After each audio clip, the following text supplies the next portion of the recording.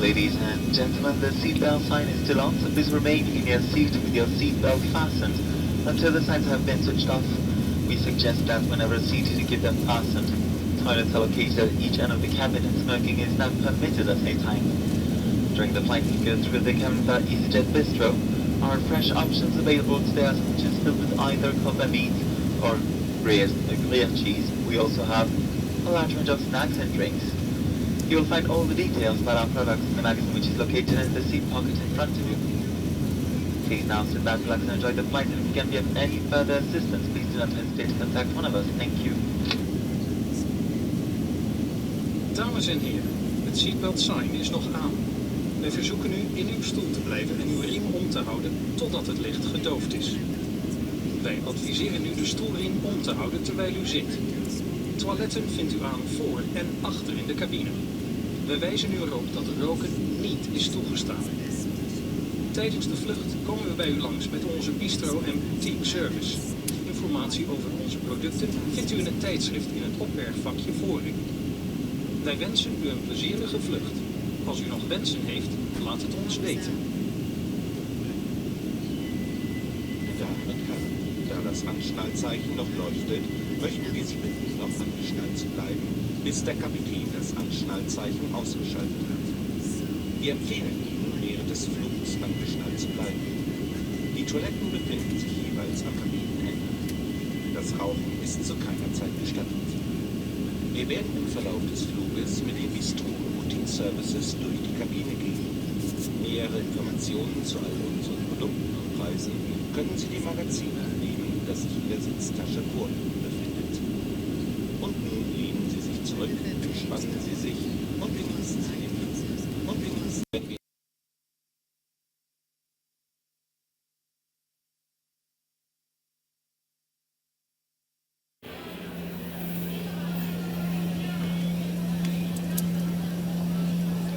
Ladies and gentlemen, for your safety, the use of devices for messaging, calls, or internet access is prohibited once aircraft doors are closed. Devices with the flight safe function have this feature enabled now. They should then be switched off for takeoff along with all other electrical equipment. Thank you.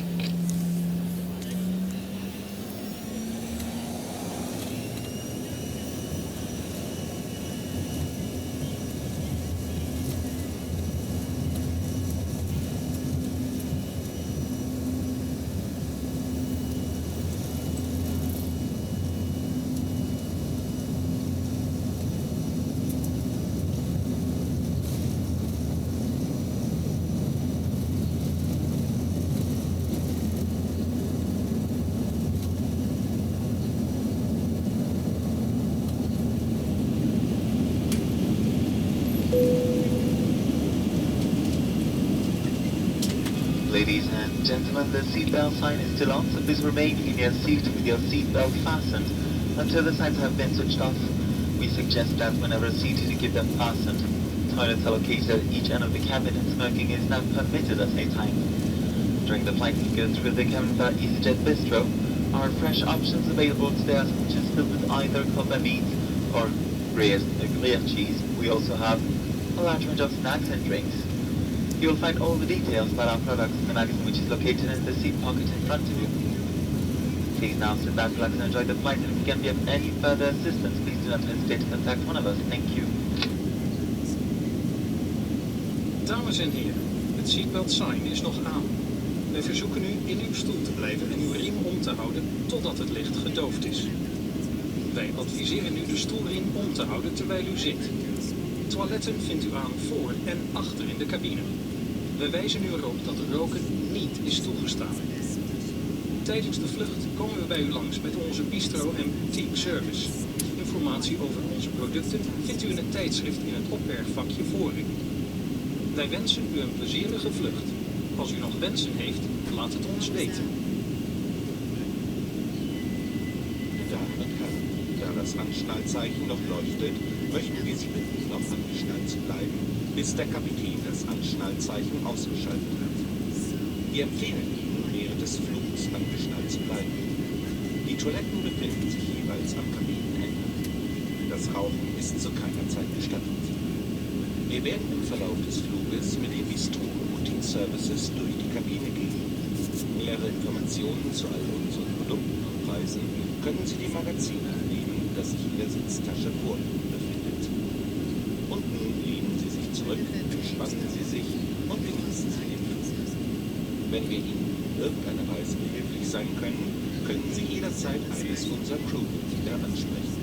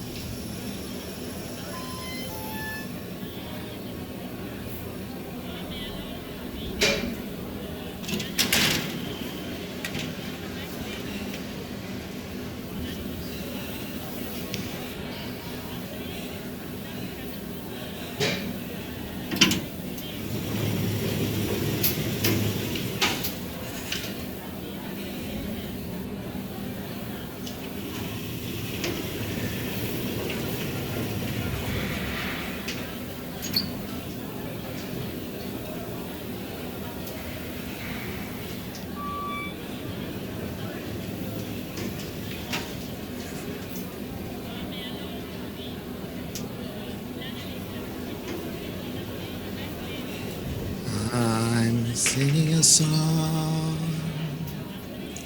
and I don't know the words. Time after time that I write it, but I don't know the words.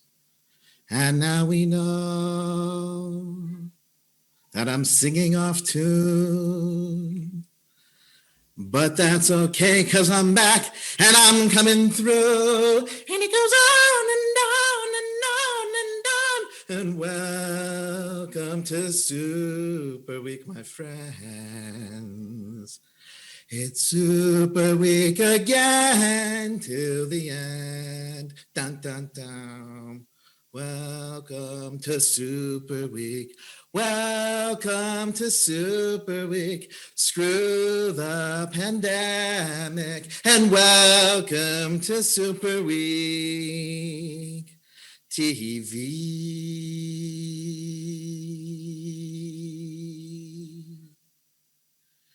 Tim will sing. He has great hair. I wish he was here or he was there. That doesn't make sense. No one says that it does, but Tim Wilson inspires me like nobody does. Welcome to Super Week, my friends. It's Super Week again till the end. Down, down, down. Welcome to Super Week. Welcome to Super Week. Zoli is the champion because he made Super Week TV.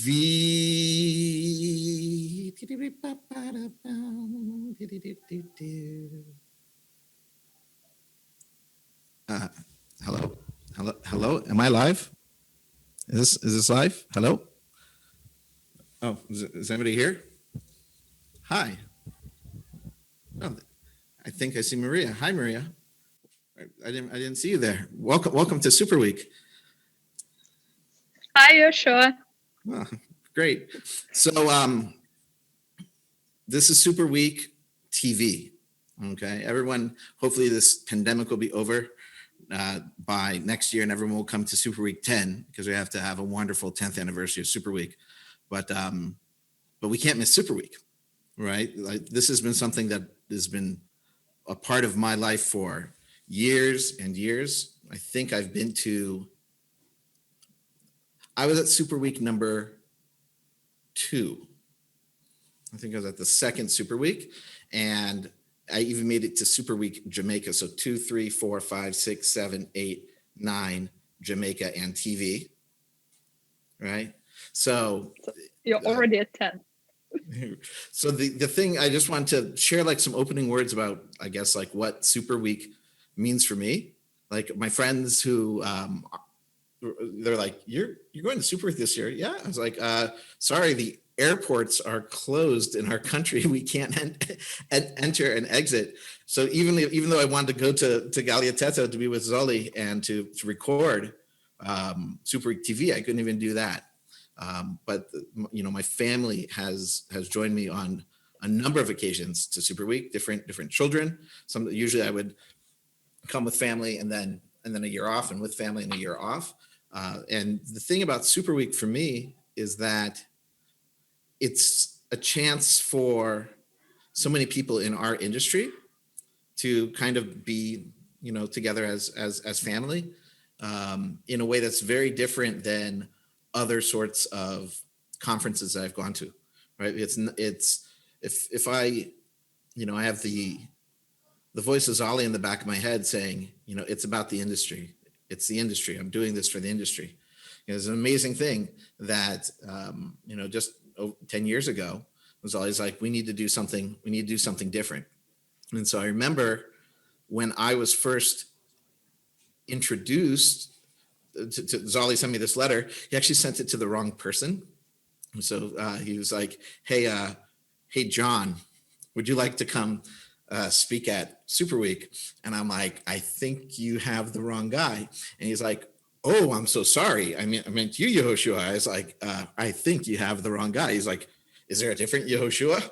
I was like, no, well, maybe you do have the right guy, but I think you made a mistake, because why are you inviting me to come to speak at Super Week? And he's like, oh, I really want you to come. And so I contacted Caleb, Caleb Whitmore had been at the first Super Week. I was like, should I do this? He's like, oh yeah, you got to go. You got to go. And I believe the year afterwards, Zoli, you can nod your head. I can see you on the other screen. If you invited Avinash, was in year 3, right? And so Avinash came, and a lot of other people in the industry came. It was moved from kind of being a lot of Hungary, and then like throughout like Europe, and that was just like boom, an immediate inflection point. And then all of a sudden, like, so many people that I know in the industry, year after year after year, just they block off however many days that they go to Galyateto for Super Week. So for me, this is like a sort of exciting and bittersweet. I want to tell everybody who's going to be watching this Super Week TV over the next 24 hours of broadcast, with a chance for the industry and this people who go to Super Week to come together and check in on each other and kind of see what's happening, and get a taste of Super Week, because we can't really go for a full year without at least a taste. That, like, a big round of applause for everybody right now who's like watching this and recording. Huge round of applause to Zoli and the whole team, and to Petra and to Betty and to Andras and everybody else that I'm forgetting, that they did an amazing job of like really putting this together. So much work, right? People have no idea how much work went into this, except, a few individuals who got a peek behind the curtain to see how much work there was. So I guess the only other question I have is, like, it's Super Week TV. Are you wearing any pants? Right? Yeah, I hope people do. Who knows? I got my same shoe jacket, but the question is Yehoshua wearing any pants at this Super Week? You'll never know. Otherwise, I'll get arrested. So I think we have, give me a countdown, Mariia. How many more minutes do I need to make jokes about, like, wearing pants? I think we can go with another minute or so of the pants joke. Great. So Mariia, it's so nice that you're here. Please say something to welcome people. Yes, sure. I also wanted to share a couple of memories on what Super Week means to me. As you were counting through years, I realized that I have probably started with Super Week 4. So it's been like 5 years now since I've been in this community. And definitely this year feels like no other, because just today Google Photos reminded me about a snowy morning we had last year. in Galyateto, and how great was the time we had there with everyone from the industry getting together, sharing thoughts, having tons of fun, getting some inspiration. I don't know, like to me, Super Week is not only about analytics and ideas, but also about, getting new friends and, just getting closer to people, brainstorming together, and not necessarily in the analytics field. So yeah, hope next year things get better and we can get together again at the mountaintop. Oh yeah, we're definitely going to be there. There's no other way. It's impossible for the world pandemic to to continue like it is if it's going to like screw a Super Week again, because we're going to be like really ticked off, right? So Zoli, we're gonna throw down on your behalf and make sure that like Super Week happens, and we'll end the pandemic just to make sure that it works. So we're going to take a short break and come back in just a few minutes to welcome everybody again. And Mariia, you and I will get a chance to say hello, and we'll touch base and see what's going on in life. And we'll explain a little bit about like what the hell is Super Week TV, and how's it going to look like over the next 24 hours, because I don't know, but I'll make something up. So who's wearing any pants on Super Week TV? I know maybe Zoli is, because he is outside. Oh, Super Week, he's not wearing pants. Oh, Super Week, maybe he is, it's cold. Hey.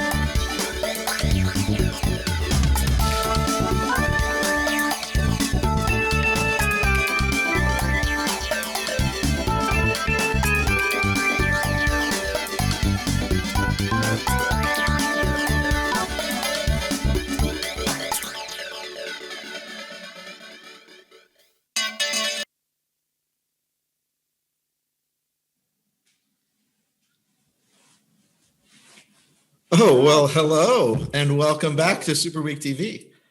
Hello. Is that you, Zoltan? It's me, myself, and I. Hey, you, yourself, and that other guy. Where are you? I'm at Galyateto, at the mountaintop right now, at the Superhütte, which is the small, kind of this tourist accommodation center right next to the hotel. That's right, amazing. There. Are you drinking apple juice? There. It's apple juice. Yes, definitely. It's apple juice. Great. Lucky you, Zoli. I'm sorry? It's so good to see you guys. I was saying lucky you to be there. Yes, the hotel is closed. Actually, it's going through a renovation process. We've been making photos earlier today. It's like kind of fenced around, so it's hard to approach. But still, they are working inside to make it happen, like having a new hotel for the next year. And actually, the deadline is August 29th, when they will need to be ready with all of the renovation works. So I'm very... Are they getting a new projector? I'm sorry? Yes, definitely, I hope so. They better get that new projector. So. I'm definitely hoping for a better projector there, yeah. So, Mariia, you're Irish? Maybe somewhere deep inside. Tell us, but, what are you yes, I'm doing? joining, What are you doing in Dublin? In Dublin, you won't believe it, but I'm sitting at home during the lockdown that has been super strict here, enjoying rainy, cloudy weather, and having some fun working remotely. And what's been going on? You, if I recall, you worked for a number of years with OBXJOHN, and now with some other Irish company, I heard. Not of Irish origin, but yes, I've changed the company I work for, and now it's been more than a year since I've been with Google. Oh, Google. You mean like the big colorful G, the big one, the big Google? The one? Yeah. So, that's and what are you doing? You with OBXJOHN, you were basically in charge of half the planet's data pipelines. What are you and Sergey planning over there at Google nowadays? I'm working with attribution and automation, so haven't gone far. Still a lot of data integration projects, a lot of measurement happening. But yeah, a bit different scope and clients. So here's a real question, instead of me just being funny. Yeah. What do you feel that you've been able to take from being out in the field in analytics, working as with a vendor and dealing with clients, to then working internally within Google, within the Google? That's a good and tricky question at the same time. I think one thing that I took with me to this new role is agility, and trying to accomplish things with little resources and small steps. It doesn't necessarily need to be like a whole makeover project to bring certain results, but at the same time, of course, I'm learning something new. So I think combination of this startup approach with more scalable solution, and I think that's a great combination of skills. Great. What you've been up to? What have I been up to? I've been working on my octaves. Ha ha ha ha ha ha ha ha.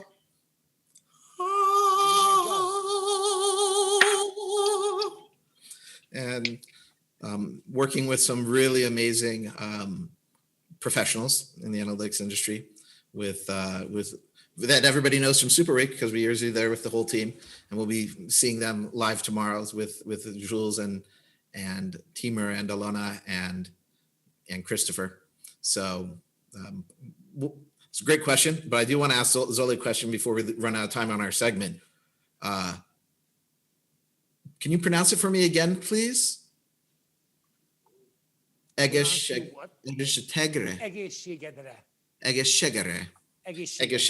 So we want to wish everybody in Egeshegere out there, out in the rest of the broad world, right? That's what you say traditionally in Magyar, right? Magyar, the Hungarian, when you drink apple juice, like Zoli, drinking a little bit of apple juice, and you say Egeshegere, right? And what is going to... We'll get it. Kosunum, really. I'll get better. Yeah, it'll get better. So before we break, Zoli, I think if I can explain this correctly and just give me a thumbs up, we're going to have like different segments of people. Well, you gave me a thumbs up before I was right. All right. So that's exactly what we're doing. We're just going to say whatever I say goes, and we're just going to be doing a bunch of different segments where people will be joining. Right. And there's going to be a little bit of filler spaces in the middle, which are super cool. The filler is not like some sort of regular filler to waste your time. Think of it like the filler of a sausage, right? It's like really good, right? It's because like, what would like a sausage be without like stuff inside of it? It would just be like this pretty lame. But instead, we're going to have like these really great interludes that Zoli and the team has put together of photos and video clips from previous Super Weeks. And then we'll have live presentations and some recordings for people who really want to get back in touch with your Super Week groove. So now, do I actually get a thumbs up? This is like, we're about to move into to something that's like a good sausage, right? Not an empty sausage. All right. Cool. So Ege. Igen. Igan? What's that mean? Egészség means like health. Oh, well, that's a good thing to wish people during a pandemic. Thank you all so much for joining us so far. We'll be right back, and we appreciate your being here, and health to you all. Egészségetekre.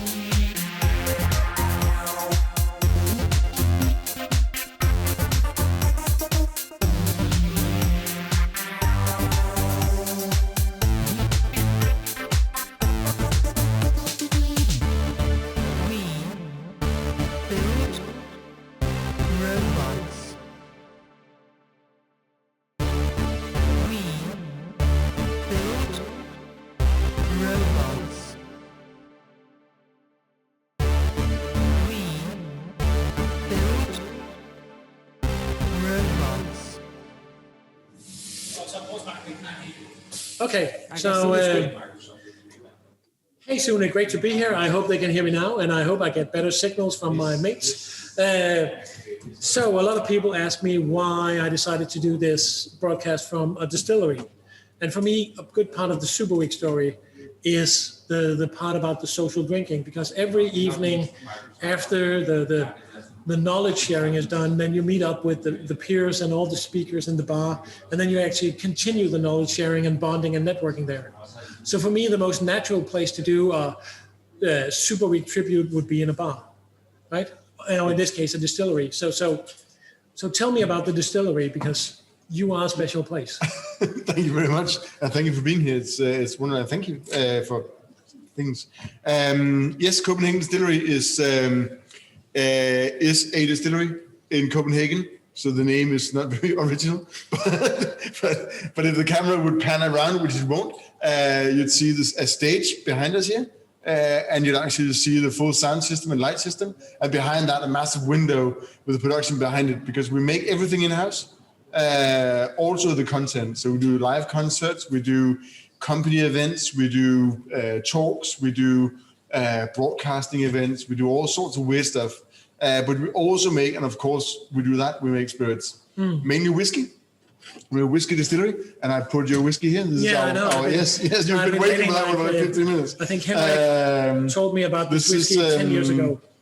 Yes, it'll be where it is over 60% alcohol. This is our first edition of the raw, which is a series of just malt, water, and yeast. Okay. This is what we do as a whiskey. We've got another series, refined, which is more sort of tinkered, with fun barrels.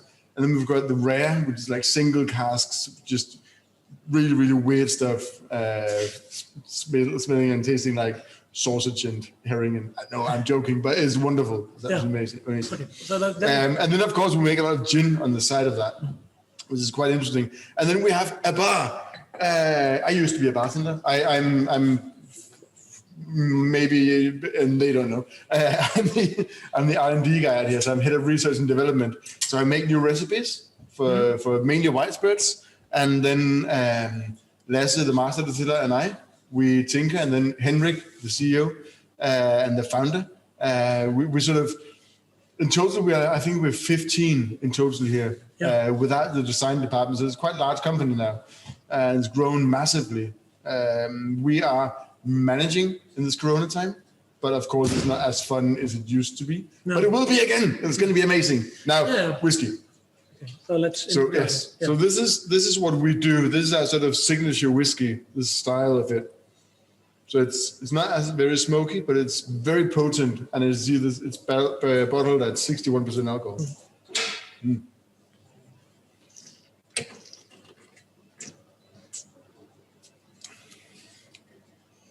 I still think it's very good. Sorry. No, it is. And I remember when Henrik started talking about it in the beginning, he was like, he wanted to do the best whiskey in the world. Yeah. I think he's getting there. I think it's a really good whiskey. We had a lot of character. Well, we won whiskey of the Danish whiskey of the year in Mariia's Whiskey Bible with our first whiskey, and had quite obscene reviews in the next two. So it's quite interesting. Cool. And also we have all the gins, and we still we're still waiting to launch a whiskey that does not win either a gold or a master award. So apparently we know what we're doing in that regard too. Yeah. So I think an important side thing here is two things, right? Because one thing is that you make damn fine spirits, and that's a good reason to meet. But also, I think the dimension about you also being a place for event and social things, it's actually the extra dimension that, for me, ties you together with Super Week. I think the community part of the distillery is really, really important. How to construct something that is more than just a production house. There's actually a community place, which is why we have the stage, why we have the bar. Now we took away a lot of the bar stools, but normally we've got bar stools, so you can actually gather here and sit down. We've got long tables and people can just hang out. We're doing barbecue parties in the summer, and we're building community around trying to gather knowledge sharing, We do online talks as well about spirits and host a lot of other people because, I mean, we cannot trust what it is we're doing. So, I mean, this is quite nice. So why not invite someone else in to talk about what they're doing? I mean, I'm not threatened. It's fine. There's plenty of space for everyone. Yeah. So let's just share the knowledge. It's basically why we're here. So talking about sharing the knowledge, because I actually convinced you to do something, right? And so this is going to be a straightforward pitch. I made them agree to.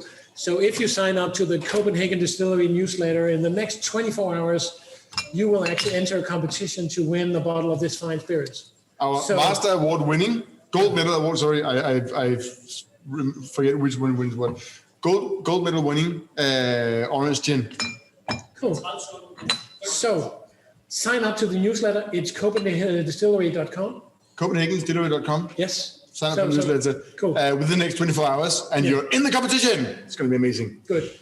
After the break, and we're going to go away for a short break, we'll have Brian and Casper here to talk about analytics, and then we'll go into the couch with nerds. So get ready to get nerdified because we will drink and take nerddom to the next level. It's going to be nerdy-licious.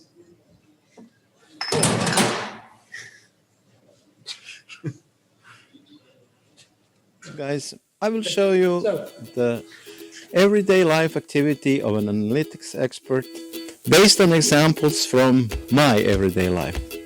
So, what happened when your manager asked you to provide some data to give him weapons to fight the market battle? I will show you what to do. Let's suppose this is the raw data they have asked you to analyze. So this raw data contains everything you need to produce the weapon for your market manager, for your sales team, for your company success. First, what you should do with your raw data, you should separate the noise from the information. You should slice and segment the data just to find out where is the gold hidden in all these data points. Let's do it. Let's slice it. Of course, all the time you need the proper tools. Not just any, but the proper tools. Let's go and segment our data. First, we will have to filter out the noise, and we will do it now.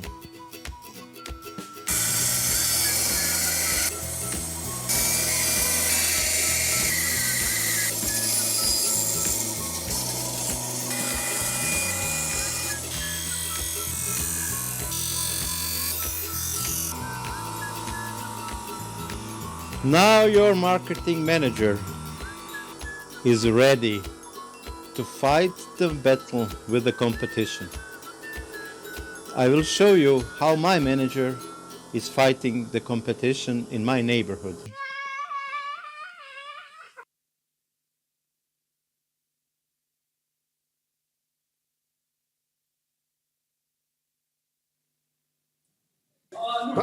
So we're back with Casper and Brian. We're ready to be nerds, but first we need to hear, because Sune is making us drink. So Sune, what are you making for us? It's kind of funny because you work for the Danish, what do you call that in English? Danish betting? Danish games. Danish games, right. And cocktails, and I'm sorry I couldn't find anything about Adobe. I really didn't, sorry. But cocktails and betting is just like a horse and carriage. So, and in the early days, the cocktail actually develops as something you drink in the sporting fraternity, which means people who bet on horses and cockfighting. It's the bird, not the. So I'm doing an old fashioned now, which is the original cocktail, the first cocktail. We're doing it on this. It's a honey brandy, distilled honey wine flavored with mead. With juniper. Sorry. So honey and juniper, and then 2.5 years or so in a barrel. It's absolutely mind-blowing. This is the last bottle in the world, by the way, so you can't buy it. So it's spirits, bitters, and sugar. I've got sugar in the glasses here, and I've got a few drops of our signature bitter mix, which is a mix of bitters. So cocktail stock. So we're going to go and sit down. You're going to go and I'll finish the drinks. Yeah, please keep telling I'll keep talking about the drinks here. Yeah. So it's a cane syrup, and then it's the bitter mix, and then a vast amount of alcohol. Now, the reason for the name cocktail, and this is a fun part, is that two stories. Either you take a chunk of ginger and shove it up the bum of a racing horse, and its horse goes, its tail goes, and it's a cocktailed horse because the tail is like, or you cut the tail off so it won't bite. You coop the tail, and the tail goes, and now it's a cocktailed horse. So it's a mixed breed horse. And here we've got a mixed breed cocktail. We've got a sling, bitter and sugar and water. And we've got a morning bitter, spirit and sugar and water, and then a morning bitter on the side as a hangover cure. So you mix it because you're too tired and hungover to lift both hands. You just go, and you drink it. And that's a cocktail. And that turns into the entire cocktail industry we have today, including tequila sunrises and overzealous guys. Cool. So guys, I've invited you here because you both been Super Week, you kind of know the atmosphere and the energy there. But so that not everything will end up in a conversation about the power of spirits. So let's talk about analytics or data. And basically one of the things that I see as the big trends right now is this talk on customer journeys and how to rethink that and use the new level of data to that.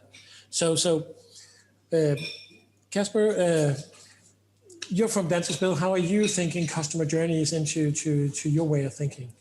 Yeah, first of all, we've just been so lucky from an analytics perspective that we actually got all the offline retail data from the stores, meaning that for the first time we can actually follow people around from all the offline channels and to the online channels as well. So we're in the process right now of actually structuring our data. We didn't have an ID in place, all of the places where it makes sense, and we just need to make sure we are collecting all the data right now. But we're also working towards having a full picture on what do people do when they've been in a store, how does it connect with their online behavior? Is it the same type of people? Can we improve in some way when we know that they're going into a store to buy their betting slot and then looking at a phone to actually see the bets or something like that. So we are in the process of actually realigning our organization to understand the journey between different points of engagement with our platforms. And this is our main task right now. And for the first time, we also discovered that we need the BI data. So in the past, we just worked with analytics data, but because all of the offline data is very close related to the BI data collection, we are in the process of also engaging with the BI people to see if we can process everything together in our analytics aggregations. Okay, cool. So you're one company, and as I hear it, you are first now really getting a real hang of the customer journey.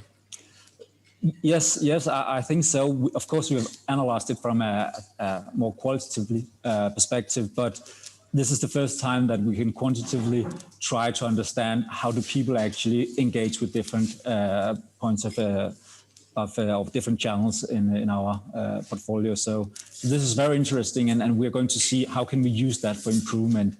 Yeah. So this is also some things we do with I'm sitting closely together with our UX team, meaning that we also have a constant relations between what they're doing in terms of improving very micro level stuff in our channels versus how we can give them data on how people actually interact with different channels. So we want to develop this process and make sure that every level of engagement, even if it's just standing in front of a screen in a store, is connected to how we present communication and present information to them in the apps or in our online channels. Okay, cool. And I think that makes a lot of sense. Now, Brian, you work with Adobe, so you come into contact with a multitude of customers. Do you see the same pattern that it's not until really now that people are beginning to dive deep into their customer journeys? And before you answer, should we say cheers? Because we can. Cheers. Cheers. Cheers. Yes. Yeah, I think there's no doubt that we see the same pattern, that digital and offline is merging. And I think one point is also that the speed of which you need to take decisions is also increasing rapidly. So I think Casper actually pointed to it as well. If you enter a store, if you enter the website or an app, you have to react instantly. Yeah. And I basically work with both in retail, in banking, in travel, all kinds of industries, and it's kind of the same trend. It's also been the challenge for like 20 years to actually merge offline and online together, and we have been discussing this so much. But I think now is the time, right now within the next couple of years, and I think Casper's example is a good example of we're actually there right now. But it also goes against, and please comment on this, both of you, but saying that we've had conversation of people talking about omni-channel marketing for a long time, but it's been a good conversation, but it's not really, well, it might be in some systems for a lot of organizations, but not really until now that we're beginning to be able to really tie offline and online together into one I think, one system. Historically, there's been these silos in, like, the digital department has been one department, the BI department has been another department, the media department has been a separate one, and they have been using different tools that have not been able to kind of merge and speak together. So I think from an organizational standpoint, that has been an issue. I think the other reason is that now you actually have, like, it's higher up in the organization that you take the decisions. So there's actually someone like a digital officer or digital lead or something like that, that actually says we need to merge these two departments together. So I think it's both the tool set, but also the structure of the companies that has changed. I could perhaps also add that I think from our perspective, I think in the stores, it's taking a long time for us to move from more traditional terminal equipment to actually having everything in online platforms, like in apps. And people weren't, just 5 years ago, people weren't that used to engaging with an iPad in a store, for example.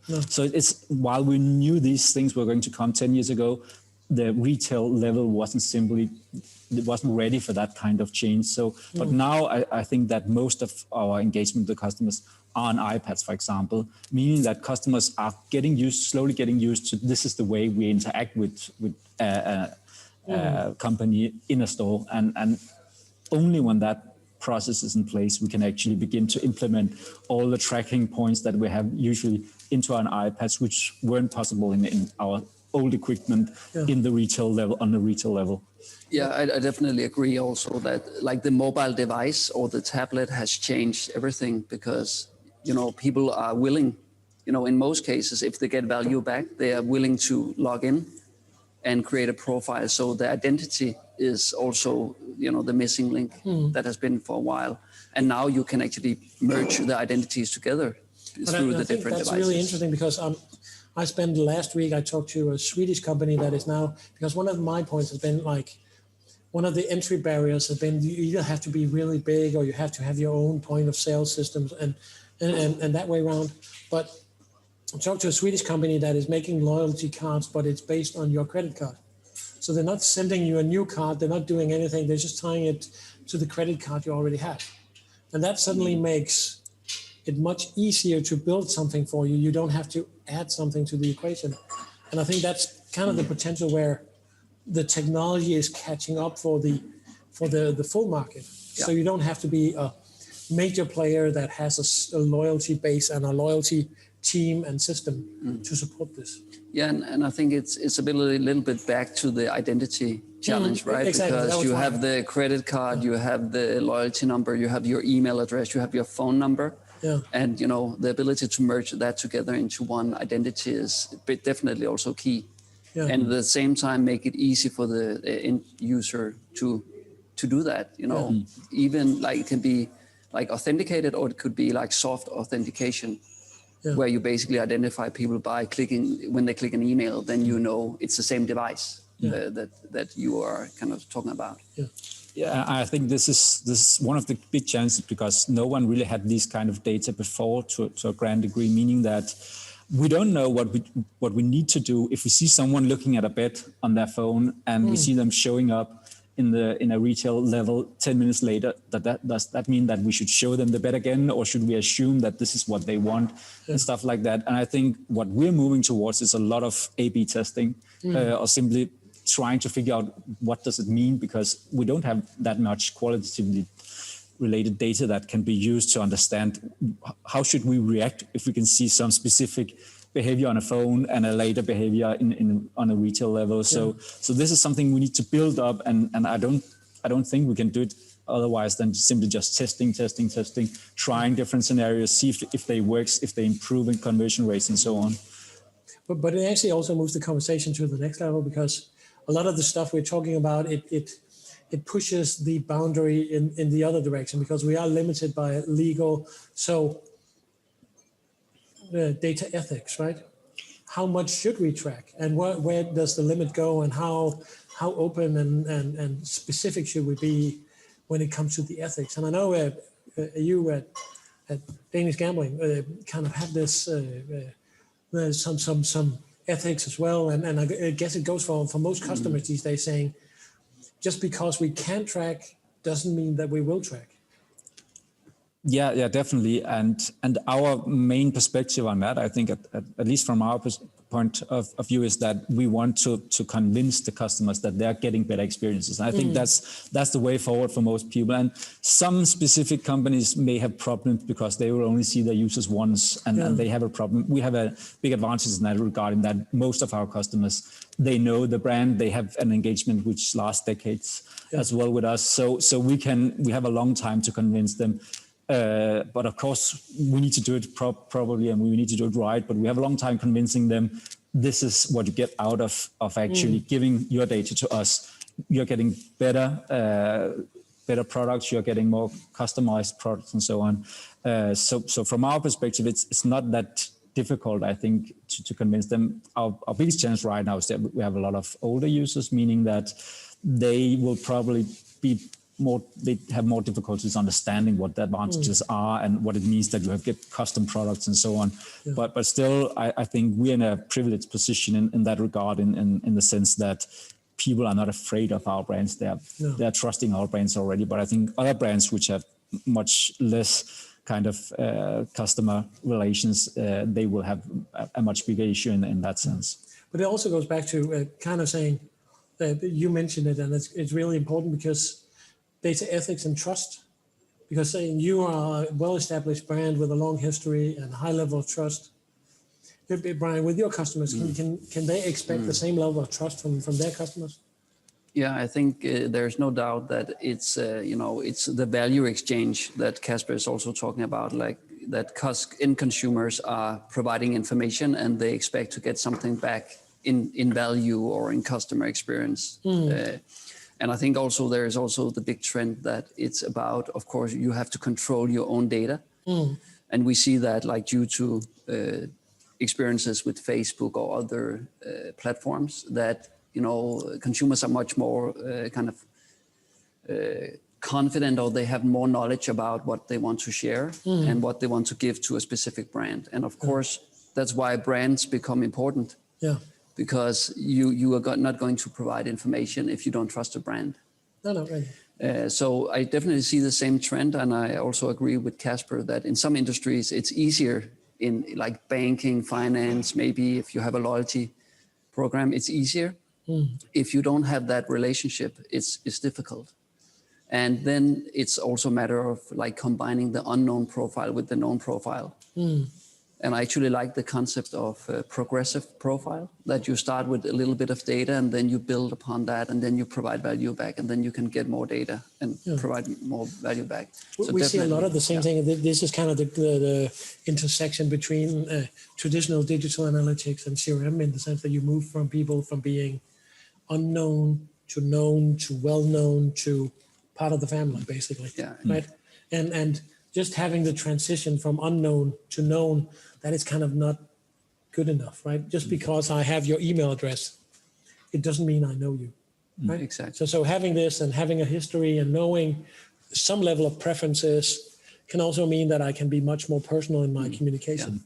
And I think you also need the frequency because of the cookie restrictions. Of course, you need to have more frequency and therefore like touch point, but at the same time, you need to have like your own channels activated, like email or CRM, to have that kind of touch point on a regular basis. Because if you don't, then you will lose the history. But there's also an issue in that regard, that we don't have like an established framework about tracking or data collection in general. So there's some funny stuff going on about that. You can actually opt out of tracking, but because you're logged into your account, the BI people will still collect a lot of data, which are looking more and more like the data we are collecting. You just don't have the option of opting out of that data. So I think we still need some kind of discussion on a general level is what does it mean that we're tracking data and what type of data are we tracking? Because it doesn't make sense to me that we are moving in one direction in analytics and BI is, well, we don't have that problems because people have logged in. We're moving in a different direction. And I fully understand it in terms that if you are not a user or haven't created your account yet, then you're unknown. And if you want to stay that way, that's fine. But as soon as you create your account and your user, it's very difficult to see why you should be able to opt out of analytics, but you are automatically opted into your BI tracking, which is more or less resembling, or actually, much more from BI than you do from analytics. So I think we need to have that discussion on a general level in the industry. And I think that is coming from our perspective now, that our data is going to be integrated into the BI systems. When that integrations come in place, then we will see that those discussions will arise, because now we're actually collecting data from BI into our analytics systems and vice versa, meaning that it does make sense that those kind of opt-in procedures are so isolated from each other in that regard. Cool. I think we have to go back to Brian on this subject. Okay. So. When I'm up through the night, I can't turn down the noise, tear all the worries out of my mind. About who I'm supposed to be, I start to believe I can't get it right. Remember the days I let slip away, they were simpler times. Mama told me before you leave, if there's only one thing you remember from me, child, when you're out on your own, a million miles from home, feeling the weight of the world on your shoulders. Child, don't forget who you are, don't lose your head or your heart. I'll bet my life on your stars, you'll be dancing, dancing on the moon. I'll bet my life, you'll be dancing on the moon. Dancing on the moon. I bet my life you'll be dancing on the moon. Maybe my compass was wrong, and I'm still on my way closer each day to where I belong. I'm still rolling the dice, praying sometimes it don't last that long. I'm losing my faith, I'm walking away from what you knew all along. Mama told me before you leave, if there's only one thing you remember from me, child, when you're out on your own, a million miles from home, feeling the weight of the world on your shoulders. Child, don't forget who you are, don't lose your head or your heart. I'll bet my life on dancing on the moon. I bet my life you'll be dancing on the moon. I bet my life you'll be dancing on the moon. I bet my life you'll be dancing on the moon. Child, when you're out on your own, a million miles from home, feeling the weight of the world on your shoulders. Child, don't forget who you are. Don't lose your head or your heart. I bet my life on your stars. You'll be dancing, dancing on the moon.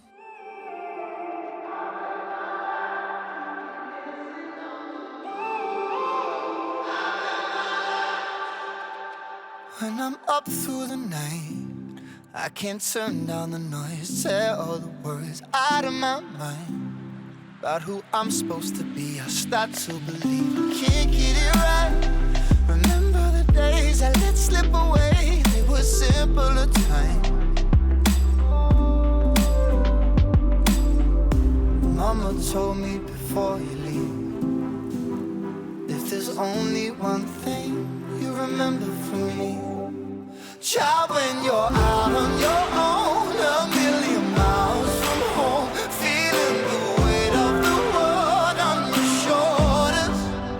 Child, don't forget who you are. Don't lose your head or your heart.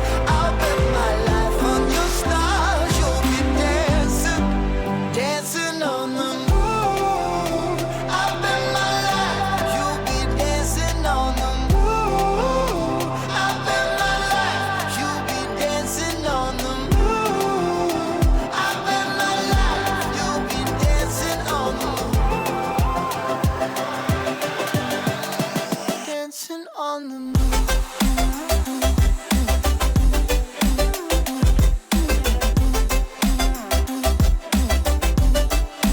Dancing on the moon.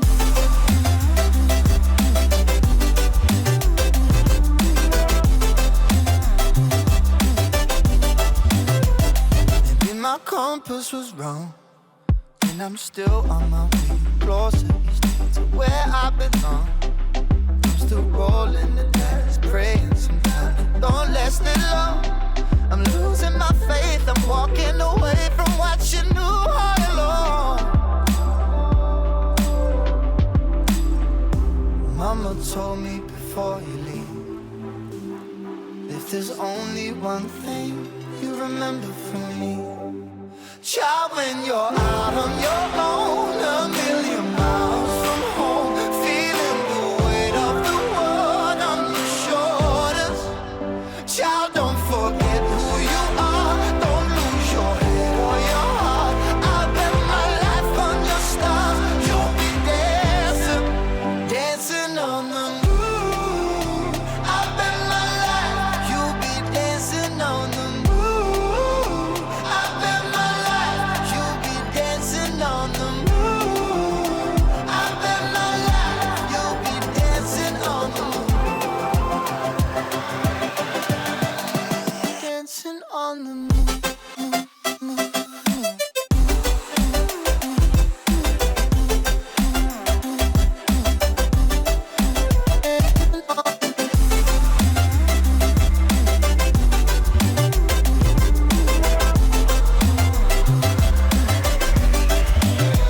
Child, when you're out on your own, a million miles from home, feeling the weight of the world on your shoulders.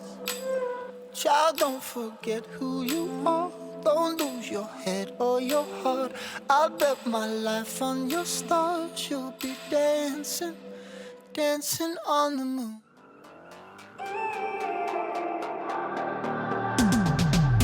Hand on the wheel, got my pistons pumping, all 800 horses running. Oh baby, 125 in the middle of the night, got my engine thundering.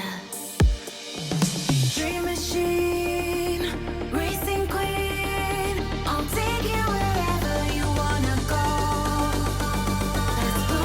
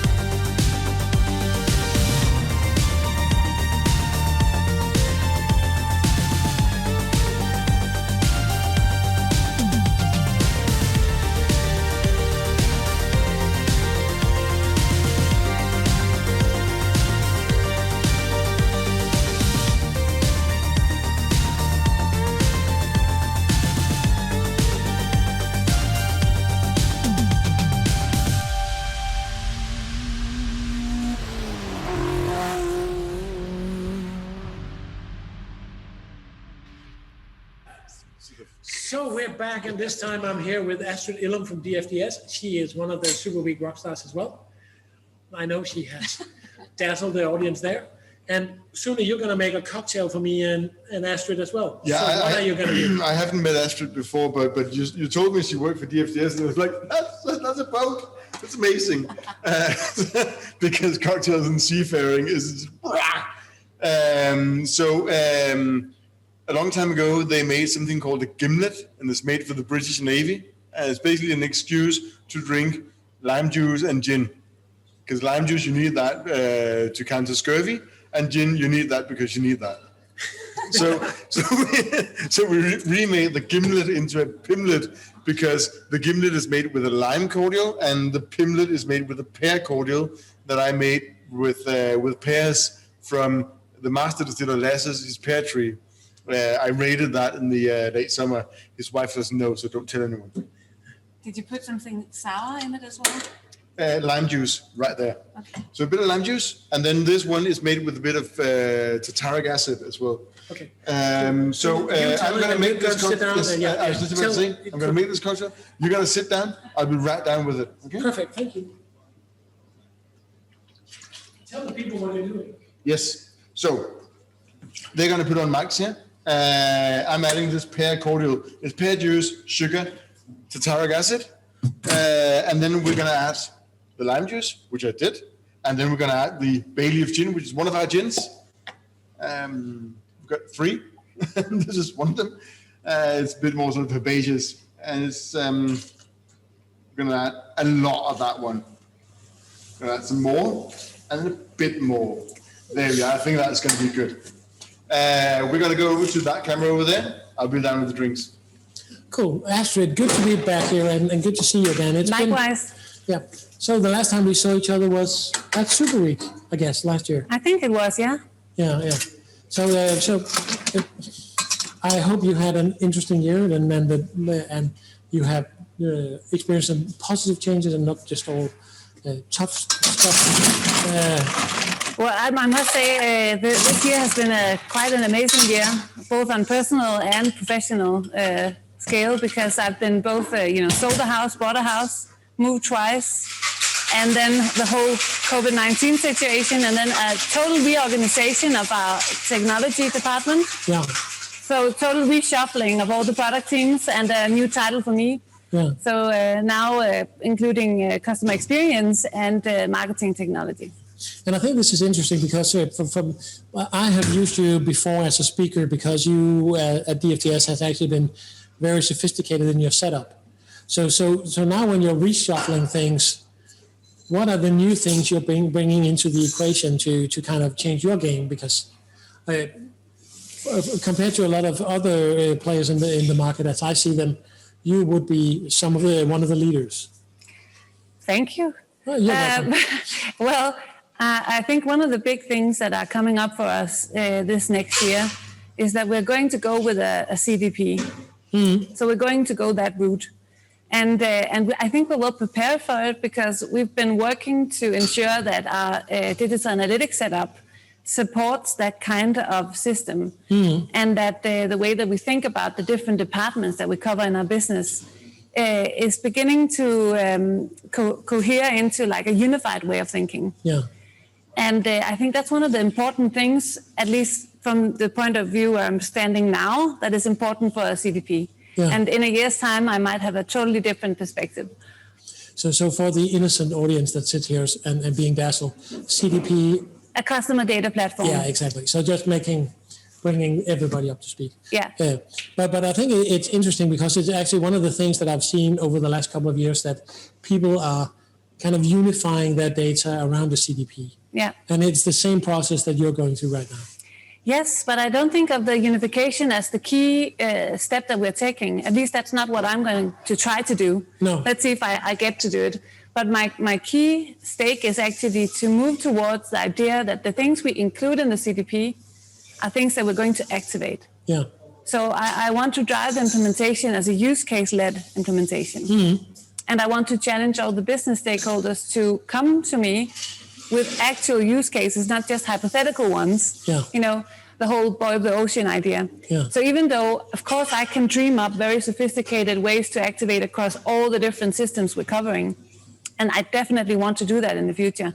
Yeah. The way there, I want that to be driven by people looking at specific things that people do in our web experience or in our transactional system, and then think, what could be the direct activation of that piece of information about that person? So but it ties in very well to my line of thinking. I'm very much focused on this, saying that the data in itself does not have a value. It's not until you activate it that you get something out of it. Yeah. Right. So what do you see as good activation points? Well, that's the fun thing, because I think once you break free from the idea that it's about the web experience and think more holistically about all the small events that people do that you can digitize, then suddenly you can see a lot of connections you couldn't before. So you could imagine that somebody has the app on their phone and maybe a delivery is late, God forbid, and automatically on their phone they get a discount code. Yeah. Something like that.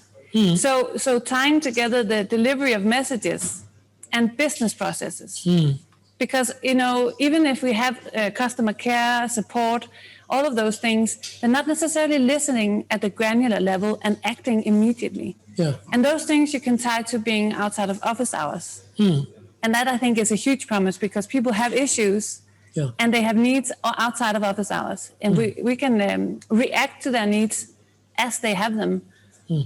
I think that's interesting. Should we try this one and then say, try it and then say thank you sooner if it's good, and don't if it's not? I think it actually tastes really good. Yeah. Thank you, Suna. Thank you, Suna. And I don't have a huge love affair with gin. And I think it stems from the fact that I was once on an airplane and they offered me a drink. It was actually my one trip to the States. It's a long trip, and I didn't have a chance to order a drink on a plane before, so I felt kind of, I want that. And I wanted to have a gin and lemon or lime, but they didn't have anything citrusy. So they gave me gin and Sprite. And they just gave me the biggest drink, and almost half of it gin. And it was so awful that I didn't drink gin for a long time. Because what could I do? You can't pour it anywhere, right? You're on a plane. Drink it. You have to drink it and then sit there with the nausea. Yeah, exactly.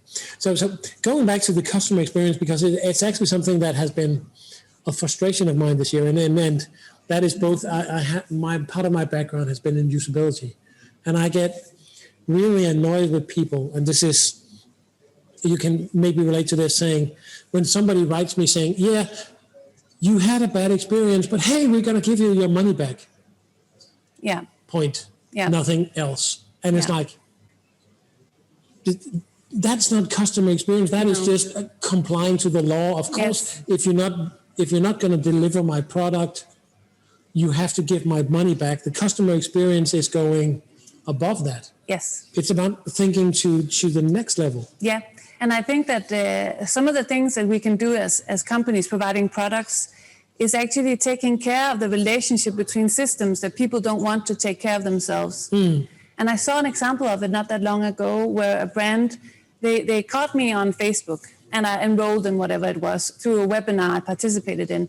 Well, actually, I didn't participate, but then they sent me, we could see that you didn't participate, but maybe you'd like still to. Yeah. So they had that kind of real-time response to my activity. And then once I rolled up to it, they offered me a link I could use to deselect myself from the Facebook ads. Yeah. I think that kind of thing, where you show that, we know that you're now a customer, so you don't have to get the ads anymore, and maybe you wouldn't like to have them, and we'll take care of that for you. Yeah. And the clever thing is that's actually a win-win situation, right? Yes, that's it's saving us money, right? Yeah. They don't have to spend money on advertising to you for a product you already bought. Exactly. And I think sometimes it's about trusting that what we want to offer is actually valuable and making sure that it is then, right? Yeah. So that we don't spam people with irrelevant messages. Yeah. So one of the things that we've been trying to focus on is a lot about this saying, it ties into the customer journey we talked about earlier, but still saying, why do we push signing up for a newsletter to people who have already signed up? very often when people arrive to the website, they came from the newsletter. Why are we pushing them to sign up to the newsletter? It's not like, and if they do, then we have a system that measures it as a success. Yeah. Yeah, and there's a host of activities like that, actions that people do that we can directly act on to make what they experience with us more relevant. And I think even not just the things people who authenticate or people who repeat a visit where we know and recognize them, but also just within a visit, just like for instance, the prefetch, right? Yeah. The prefetching of to say that we know that statistically the next page you're going to watch is this one, so we'll get it and then you get it quicker. Yeah. That kind of signals, I think there are many more of than we're right now harvesting. But one of the requirements to get them is actually also the tagging of the things that are being done on the website with semantically meaningful tags. Yeah. So we have to not just, say somebody clicked an item. We have to think about what is the most likely context that somebody would do that in. Yeah. Because then we've got the semantic part of people's activity that we can use then to analyze. Yeah. Yeah, but it's really interesting because the session I think I would have done this year of Super Week would actually have been around signals. Yeah. Saying that sometimes we are way too, in analytics, we don't really pick up on the important things that the information that people send us. Yeah. We kind of aggregate the information, but we don't really say when somebody does this is actually an information about they want something else or they're moving in this direction. Yes. So using the signals yes. On a much more operational level in relation to going back to what you talked about activation. Yes. And that also takes us away from the idea that people are interesting in a relationship to who they are and more about what they do. Yeah. And I had it recently where we were talking about segments and the segment of the family and how do we define that. And one of the points that I wanted to make that even if somebody has booked a ticket that most likely is for a family, let's not call them a family. Yeah. Let's call them a family trip booker. Just to remind ourselves that it's the action they performed, and that's what puts them in a particular category. But they might also do a single trip booking. So they could be all kinds of people. Yeah. And we shouldn't take those actions and then draw them back on somebody and say, now we've got, the old type personas. I don't think they're useful. No, we actually, at one point we had a client where we went in and we tried to granulate their perception of the users. So what we did was we wanted to focus on the person on like levels. So you could actually you could be a business user, you could be a family, you could be an individual, you could be romantic. So saying kind of instead of you being, we have had a tendency to kind of trying to force people into buckets. Yeah. And saying, well, people are multidimensional, so we need to have that multidimension into the communication. Yeah. And if everything you do is on a family level, okay, cool, that's fine. Then we accept you as a family person. Yeah. But otherwise, it's like saying, now you have a deviant behavior from a family. Yeah. I'll ignore that because it's much easier to just communicate to you as a family. I just had a thought actually that one of the things that I'm always talking about when the conversation falls on personalization is that I think that one of the steps we have to take is a step away from thinking that we control people's experience as a detailed experience, but more like a general level. Like we can decide what the experience space should be, but the actual experience we can't decide and we can't really know. No. And one of the things I just thought about is that that's actually the step that Facebook has taken, right? They've taken like the thing that people share and then they put this algorithm in place and they've stepped away from like a particular direct control of you'll have exactly this experience. Yeah. And what they're instead doing is that they're tweaking algorithms. Yeah. And I think we'll be moving all of us with the diverse websites we have in the same direction. So in relation to this setup, how annoying is it that Google is moving from a session-based tracking to event-based? Is this a benefit for you or is that I think it's totally a benefit because like the CDP world is going to move into the event space anyhow. Yeah. And that's what all the other systems are going to be talking about. They're going to be talking about events that are placed in time. Yeah. And it's a connection between those events that we want to figure out. Yeah. So that I agree completely. I think it's a maturity of analytics focusing on events instead of just sessions because it ties better in with other systems and it ties much better in with our understanding of, I think the complex customer. Yes. Because one of my pet annoyances has been this focus on the funnel. Yes. Saying that it's way too linear to actually describe how people think. Yes, I'm also more of the thinking that we should decide which activities we're fairly sure are located at a particular point in time. And those might not just be entering the funnel, the actual booking funnel, but also just other steps on the website, signing up for something. Yeah. You're not signing up for something that is a commitment or where already you have to pay something unless you already have assessed the product, right? Yeah. So I think there's a lot of activities that we can place, but then we should let go of that and then accept that all the others will fall like in different ways. Yeah. But that's the point again about imagining that we control the experience, imagining that we know who the person is doing these things. I think those things will be hard to kill, but I think it's what we need to do to take the next step. It also goes back to this. You have this. I can't remember what the bias name is called, but it's saying that we will have this explanation saying if I do something and it's a success, then I achieved it. If I did something and it failed, then it's external factors. So just saying what we do is we gather the data and we evaluate it, and then we kind of attribute it to the situation instead of saying. Basically, what I do is I throw in some factor and then people respond to it. Yes. But I'm not really in control. I can nudge, or I can inspire, I can give an idea, but the illusion that we have of saying, if I make the perfect landing page, everybody will buy. Yes.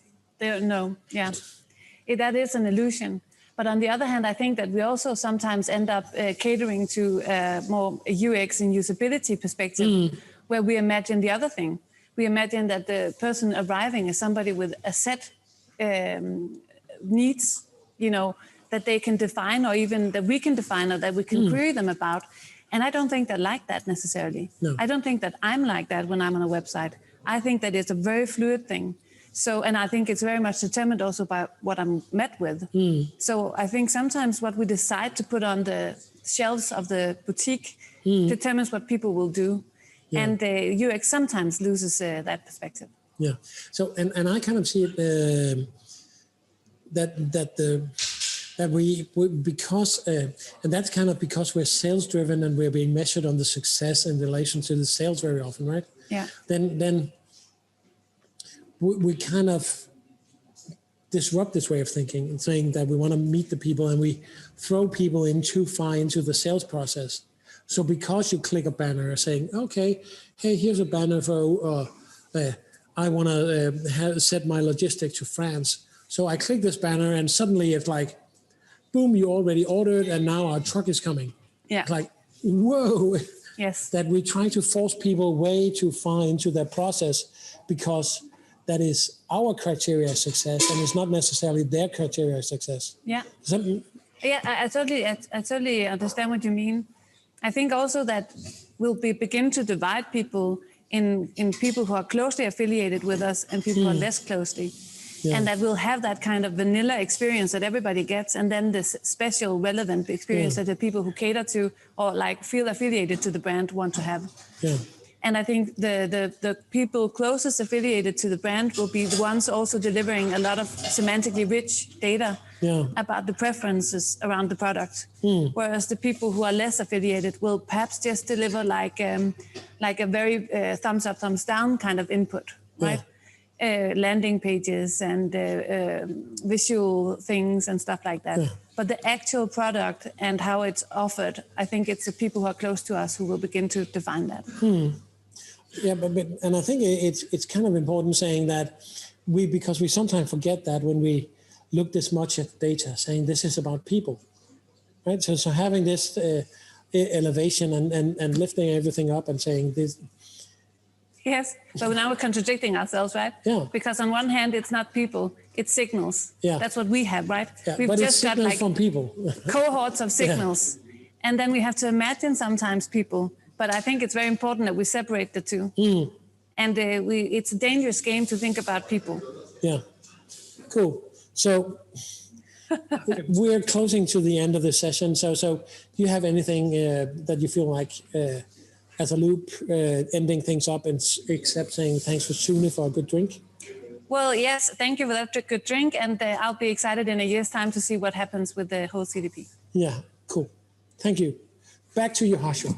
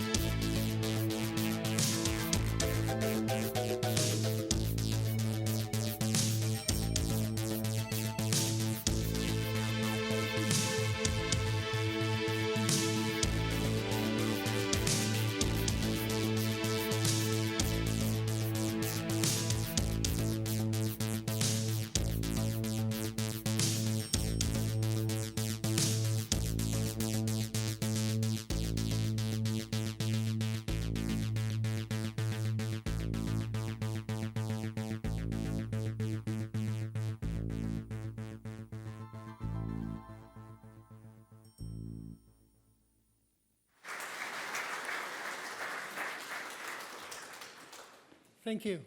I'm thrilled to be here. I want to thank Zoli for inviting me again. It means I did not suck the first time. Let's go. How many people were here 2 years ago? It's not bad. So Zoli must be very rich now, thanks to all of you new people. I'm thrilled to be here.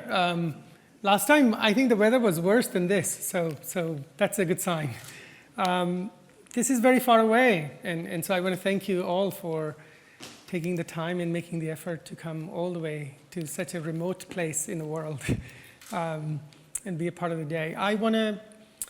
You have a lot of stuff related to data and related to all the things that you can do with Adobe and all these other tools. So I thought that I'll give you a break and I'll talk about something different than just data. One of the things I found in working with all the wonderful CEOs of the world is that it is very humbling for me. As you know, I started a few years ago. I used to be the analytics evangelist for Google. And one of the things I've learned in working with some of these companies is like data is not all that important. And it is a tough thing for somebody like me to hear that, and not hear that, nobody says that.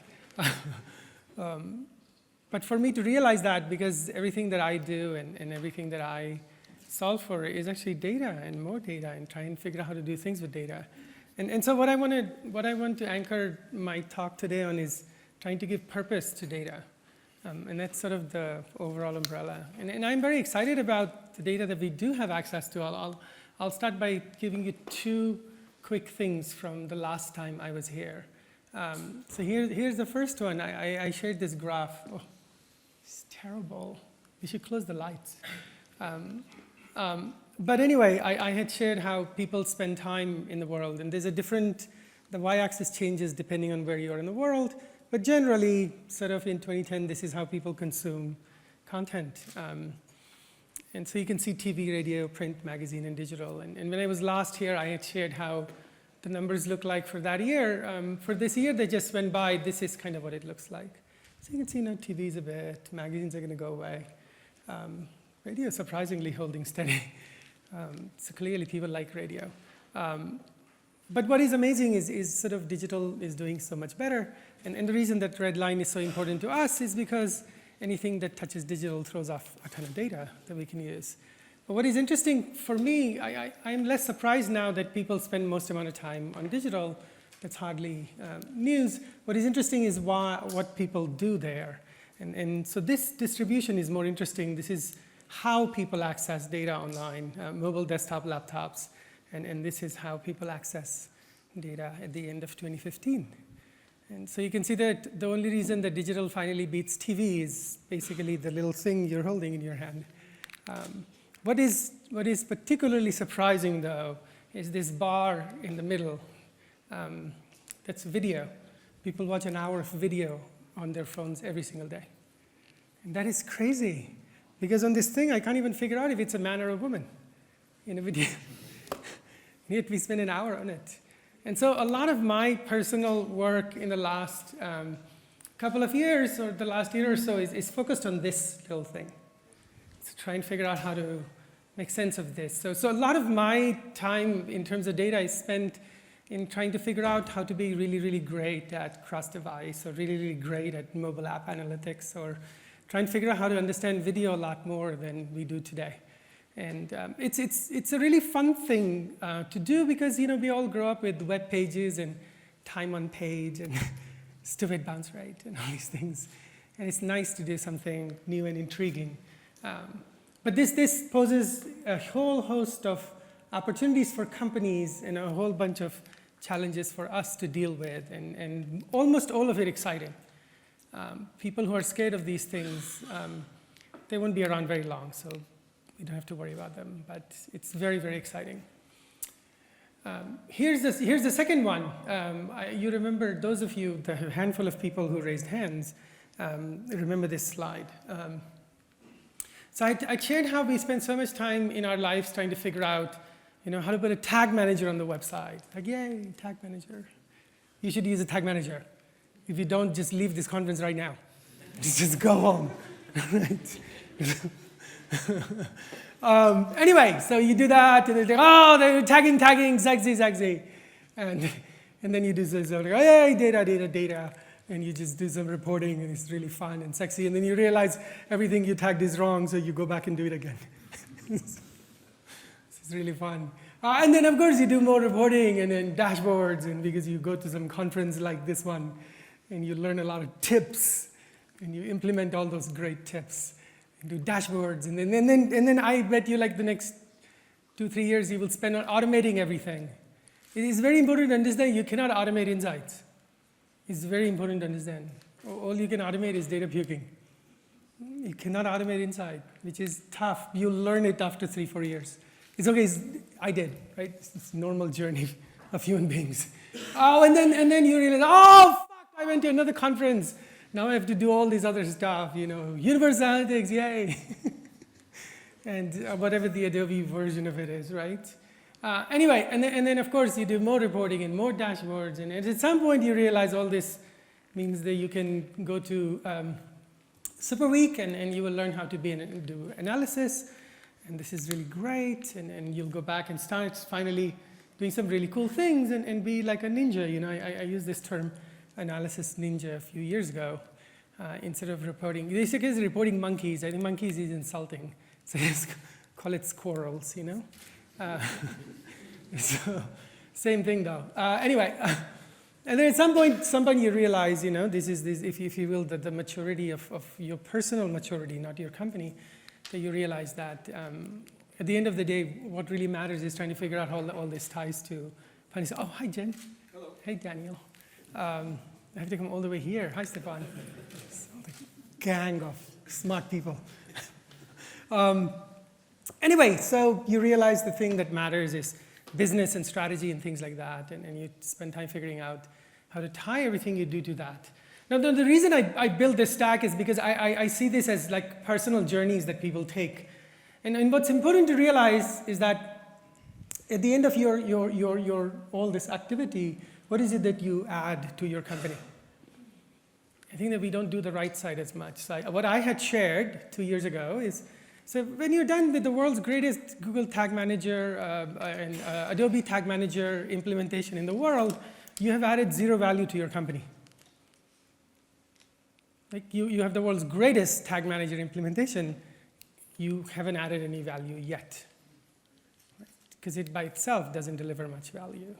Or when you finish your tagging and retagging, maybe the first time you do reporting, some people will accidentally run into something interesting. And maybe they will find something and they'll take some action and you're like, yay, 5 lollipops, right? And then that of course adds no value, there's some more automation. And then when you start doing your third round, you realize you start to add some minor value to your company. Now remember, that's not $5 million, it's $5. Now was this all a waste of time? It wasn't, right? Without these things, you can't get kind of up there, right? And at this point, you begin to sort of start adding a little more value to your company. So if you do that step, and you're really, really good at doing analysis, you start to add some value to your company. If you figure out how to do that really well, that is when you make magic.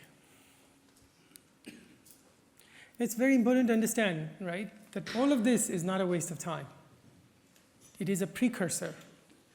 But the problem is, for all of us, it becomes so much activity that the activity takes a life of its own. It's very important to understand that all that activity results in zero business value, or very little.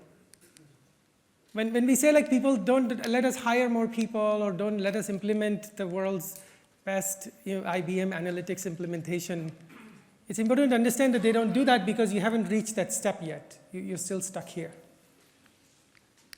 Even though it is important, it's one of those things that you learn when you do analysis. Like it's necessary but not sufficient, and that shouldn't be the end goal. I remember talking to Daniel a couple of months ago, and there's all this data we have. Google has tons of data. Daniel sits on a mountain of data. It massages him every day, right? And at the end of like the discussion, or maybe in the first 5 minutes, I would ask Daniel, what do I do with it? And it's such a small and simple question, and all that stuff on the right is what you do with it. So at my time this year, I'm going to focus on 2 problems, this one and that one. We have lots of really amazing speakers who are attending our event, who will help us understand how to do the stuff that is very, very, very necessary. Without it, you can't do those 2 things.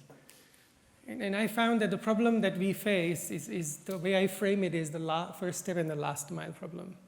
So as I reflect on my journey, is the work that I do with companies around the world, this is the problem we have to solve. How do you give data purpose? How do you give your actions purpose? And that's the first step. I don't want to know what, like, just going around and asking people user requirements or a checklist of 50 things to do in GTM or the 90 custom reports you must have. All that comes later. First is figuring out what the very first step is, what the purpose is for the things that we're doing. And tomorrow, my talk in the morning is how do you solve this last mile problem? I think it's particularly pernicious. Like I see lots of good data go to die here. After all that amazing stuff that we do, we still hi Caleb. We are less successful than we need to be because of this problem. So we'll talk about that tomorrow. Today, the first step, right? So there are 2 things that I think anchor a lot of, are anchors on thinking by lots of very smart people around the world who run companies. And the very first one is this one. If you think about marketing until today, marketing has been run on demographics and psychographics. Because we understood so little about what people and what they need and want, that we would just say, oh, here is a white man who does not have hair. I'm kidding. And he is a millionaire from Sweden. No, I'm kidding. We're at the millionaire part. And for that reason, we should sell him a Ferrari, right? Or that somebody is a woman or a mother or they work at a certain company. All these are the reasons that people buy TV advertising. That's how TV is bought. And in a way, it's how magazines are bought. So from the dawn of marketing, we have run marketing based on demographics and psychographics. And it's simply because nothing else was available. And I have come to realize that this is stupid. I don't really care what your gender is. I don't care how old you are. I don't care if you're a man or a woman or a child or gay or lesbian or transgender. I don't give a shit. Because the thing that I get from the internet is like the single greatest gift any marketer could get. I understand your intent.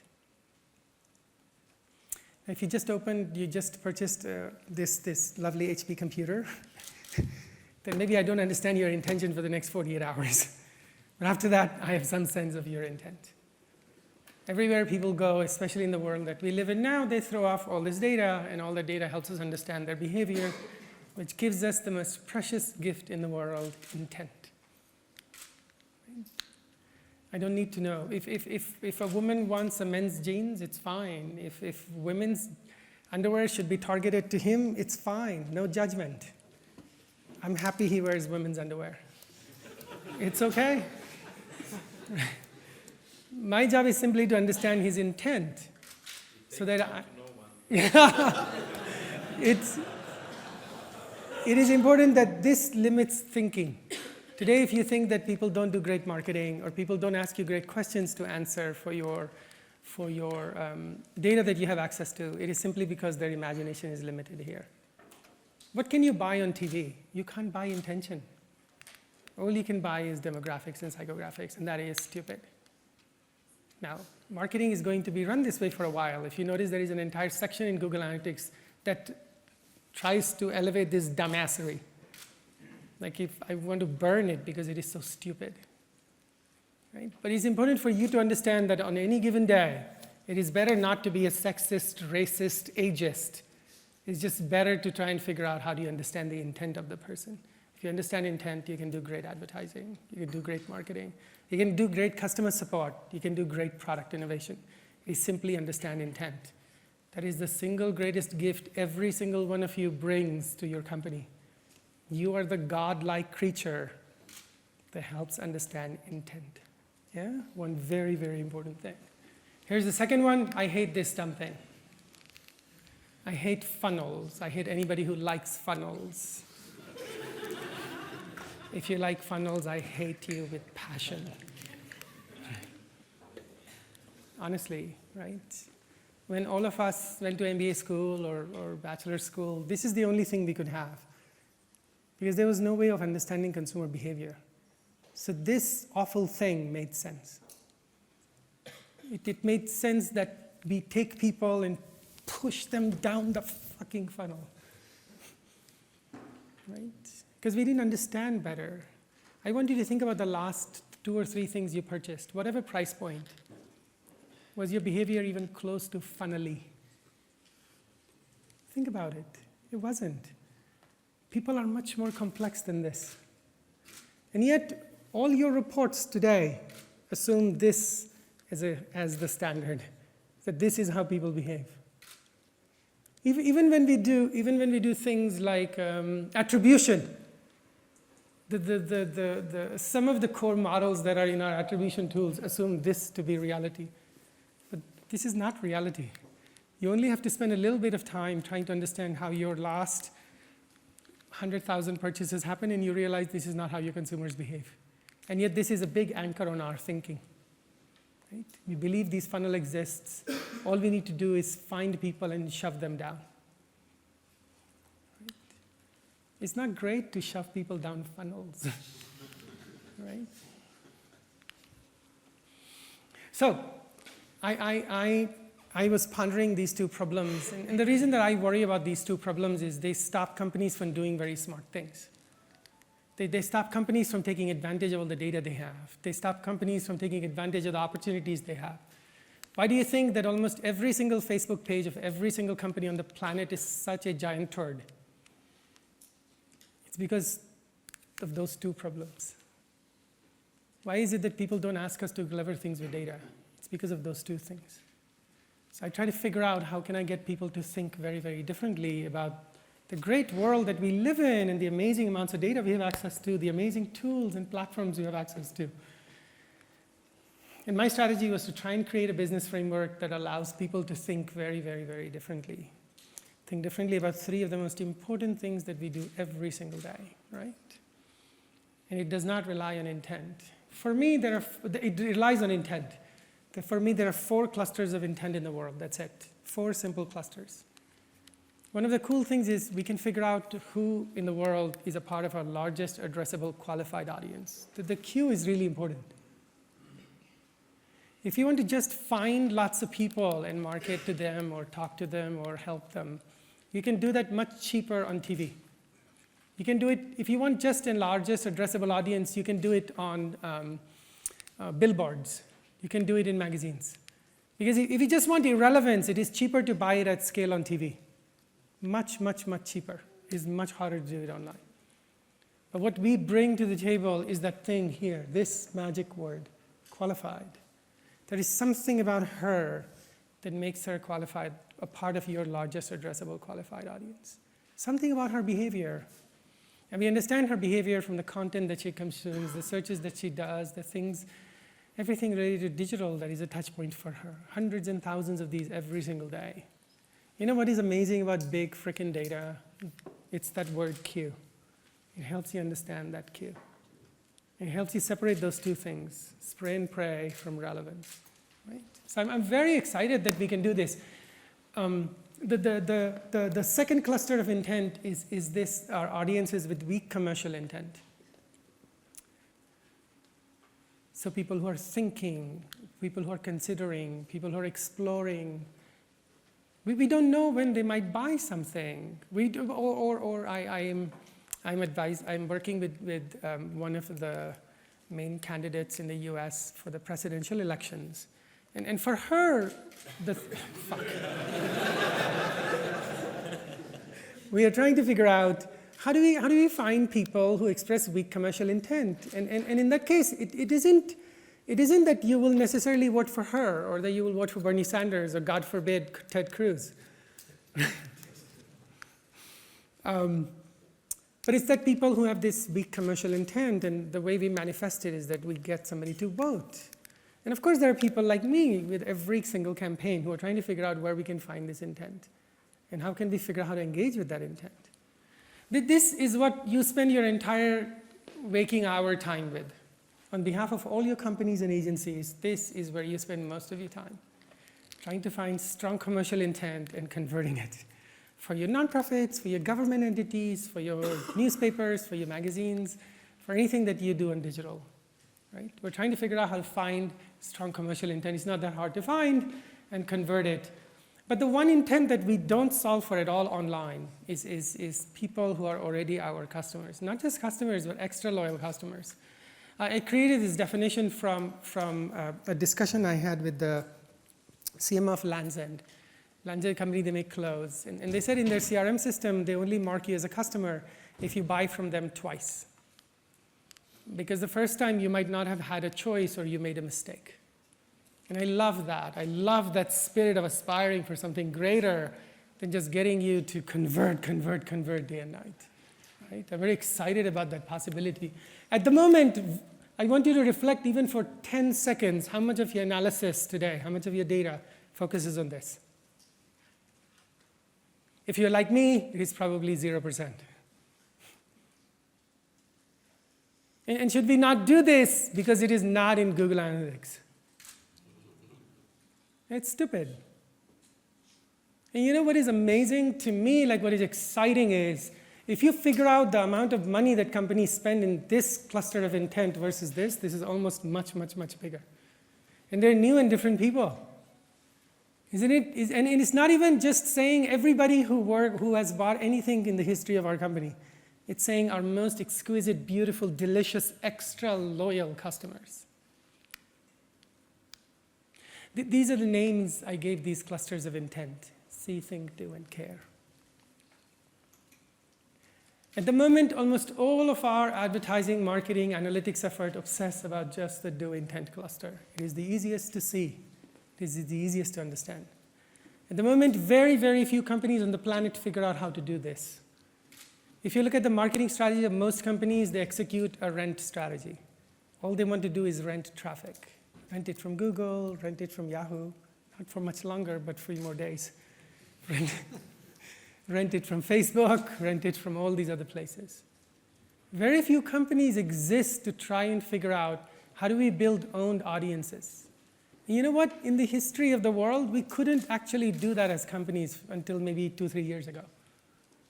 Would it be, now how much of your analysis today is focused on trying to figure out how to get your company to build owned audiences, not rent them? If you're like me, 2%. And that would be a high point. But doesn't that sound amazing? Like, stop renting people, build relationships. If we can find everybody who is in our largest addressable qualified audience, doesn't it make sense that we build a massive owned audience online? And yet very few efforts actually focus on that, almost none here. And these are the 2 areas that are logically, you'll see your work, maybe like 80% in the do intent cluster. If you're really, really good, 20%, 30% in this think intent cluster. But why? Why over-obsess about it? I tend to think of this solving for the very, very, very short term, maybe medium. Most people don't do that. Why this is good for your career is the amount of strategic influence that we can have on our companies mostly will come from the C and the care intent cluster. If you want more promotions, if you want a bigger salary, if your agency wants a larger contract, the harder work to do is in the C and the care intent cluster. You want to be more famous, you solve hard problems. And why are they hard? Because they solve long-term problems. You want to separate yourself from your competition, figure out how to do those 2 well. In fact, actually, you'll go back home and do well if you just solve this problem really well. Because most people are not very good at it. I tend to think of this framework as a really great way to figure out how to solve the world's problems. The quick way to figure out is how do you expand thinking. So here's Sony, right? It's a really wonderful website. Sony normally just wants to sell you tons of cameras, and nothing wrong with it. I love Sony. I have a Sony camera. I think very well of the Sony company. But as I understand Sony's world, to me, the people Sony should really care about is this intent. People who just love to create and capture memories. When was the last time you saw an ad from Sony that solved this problem? Yet every single one of you is sitting on a goldmine of data, at least for digital, that can find for Sony every single person who is in this audience. And you know what Sony does today? It would say, buy now, $40 discount. That's why it doesn't own those audiences. It has to keep renting. But just this definition helps you stretch your thinking, like it opens a world of possibility. It forces you to understand, where is this in Google Analytics? It doesn't exist. And it forces you to figure out what are the tools that can help you find this intent. And there are tons of those out there. Right? And the rest of the definitions are not that hard. Here are people who are thinking about their technology needs, people who want to buy a camera now, and everybody who already buys tons of Sony stuff. And suddenly, your digital strategy has purpose. It has these 4 radically different clusters of intent to solve for. And you solve the first step problem. Why do we exist? What should we focus on? And what should we focus on that is not anchored on those 2 legacy things that bring companies down or don't allow them to innovate as fast, right? And you can do this anywhere. Here's a wonderful Hungarian bank. right? Now, what does this want? What do they want? They want you to just open accounts. Fine. You can get tons of that data in their Adobe implementation. You can get the landing pages and the checkout funnel and the events and custom variables and EVARs and SPROPs, and all of you day and night make love to all of that, and it's fantastic. Right? But if I had the opportunity to work with the things that this bank does, these are the people who are in my largest addressable qualified audience. People who are gainfully employed with responsible spending habits and financial needs. Can you imagine a channel offline that can help you find this audience? None, just us. You, golden child. You can do this. And that is like a mental datagasm, right? Fuck yes. I just noticed there are some kids in the back. I'm not going to swear now. Anyway, right? Think about you walking to the CEO of your company and say, I exist in the digital team because I am the only person that can solve this problem for you. I can find this intent. You don't have to go after every Hungarian. Hungry Hungarian. I can find the 10,000, 100,000, 500,000, 5 million people who are part of a largest addressable qualified audience. That is what data is very good at. And then of course, the rest are easy. Rest are not that hard, right? Here's one last one, Cisco. I was trying to figure out what should be the good one for Cisco. Who is the largest addressable audience for Cisco that is very qualified? And so initially I said, okay, it's people, it's engineers who express intent to solve for speed, and everybody who influences them. That's the audience. And I said that, this is very lame. This means I'm just using job titles. And so I thought, but we understand their behavior. We know what sites they visit. We understand their keywords. We understand the interaction with our display campaigns. We understand what they read on email through our interactions or other interactions. And so I say, what is a great audience for Cisco? It's engineers with jihadist fervor to solving the world's networking problem. Fuck yes. Does this sound exciting? They go to Cisco, this is why I come to work. I solve this problem. And it gets me very excited, because it's a hard problem to solve. And the reason I'm excited, I am amongst the rare group of people that are in this room who can solve this problem. Other people can't. Right? And it opens a whole new cluster of possibilities for us. So it's really, really important to understand that the beauty of pivoting on intent is that it plays with every strength that you bring to work every single day. And it opens eyes, it opens minds to do things that people have found very hard to do. It removes those anchors that slow down their thinking and allow you to become a very strategic asset for your company, right? But it is important to try and figure out how to imagine a different cluster of possibilities. Yeah? So I have a cluster of ideas for you to use when you go back, and I'm going to frame them in these 3 buckets. You notice that measurement is not first.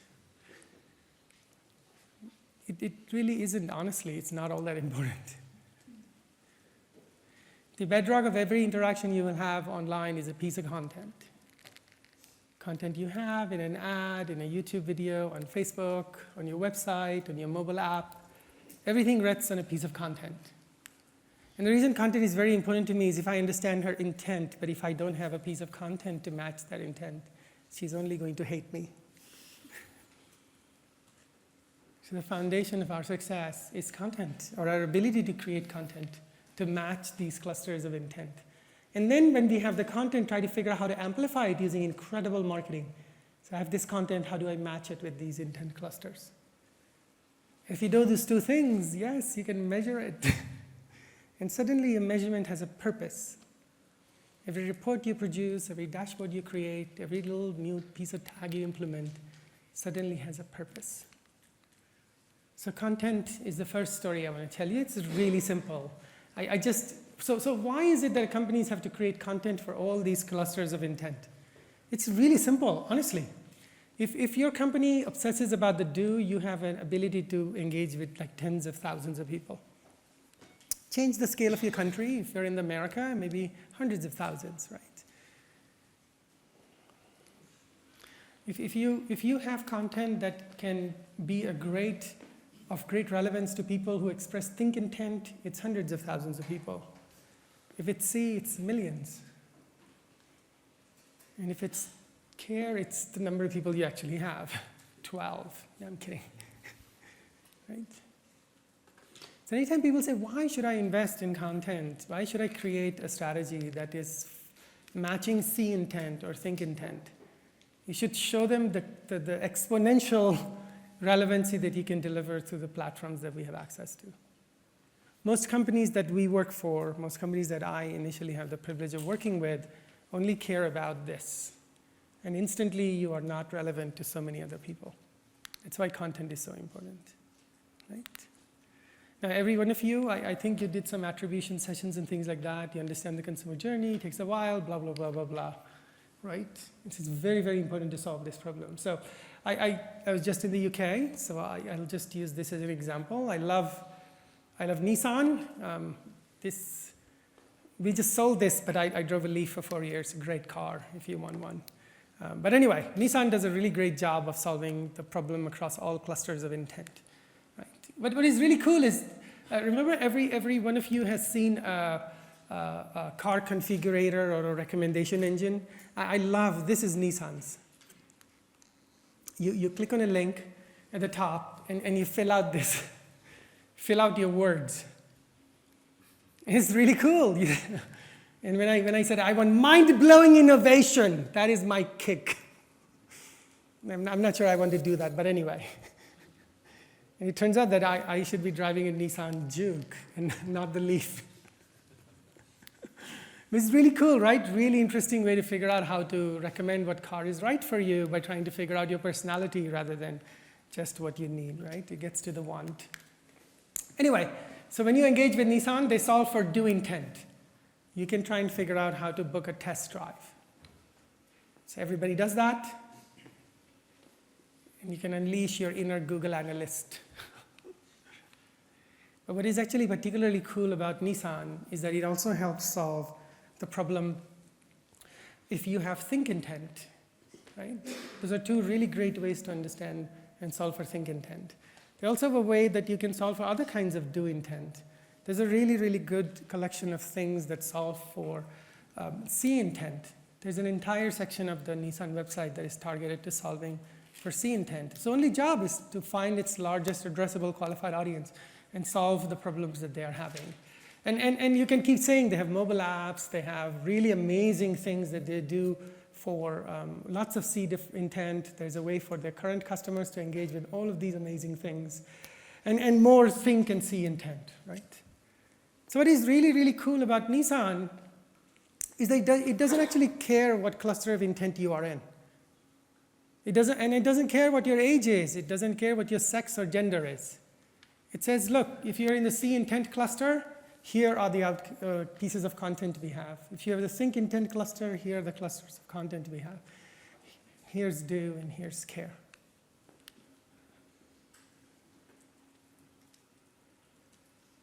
Now, if you are Ford UK, right? So here's Ford UK. All of it is basically one gigantic pile of do.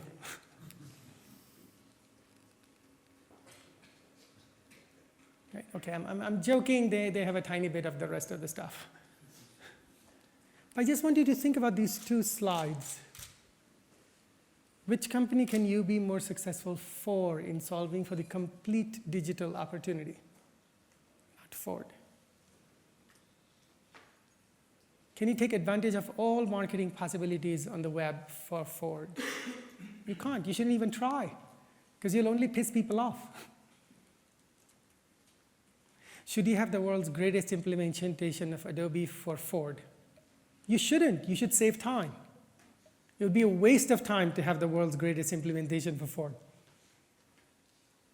because it's not a company that can solve for all possibilities. You just save time. Hey, all I need is solve for do. Charge them for see, think, do, care rates. Still charge $12,000 an hour. You can save yourself a lot of trouble, right?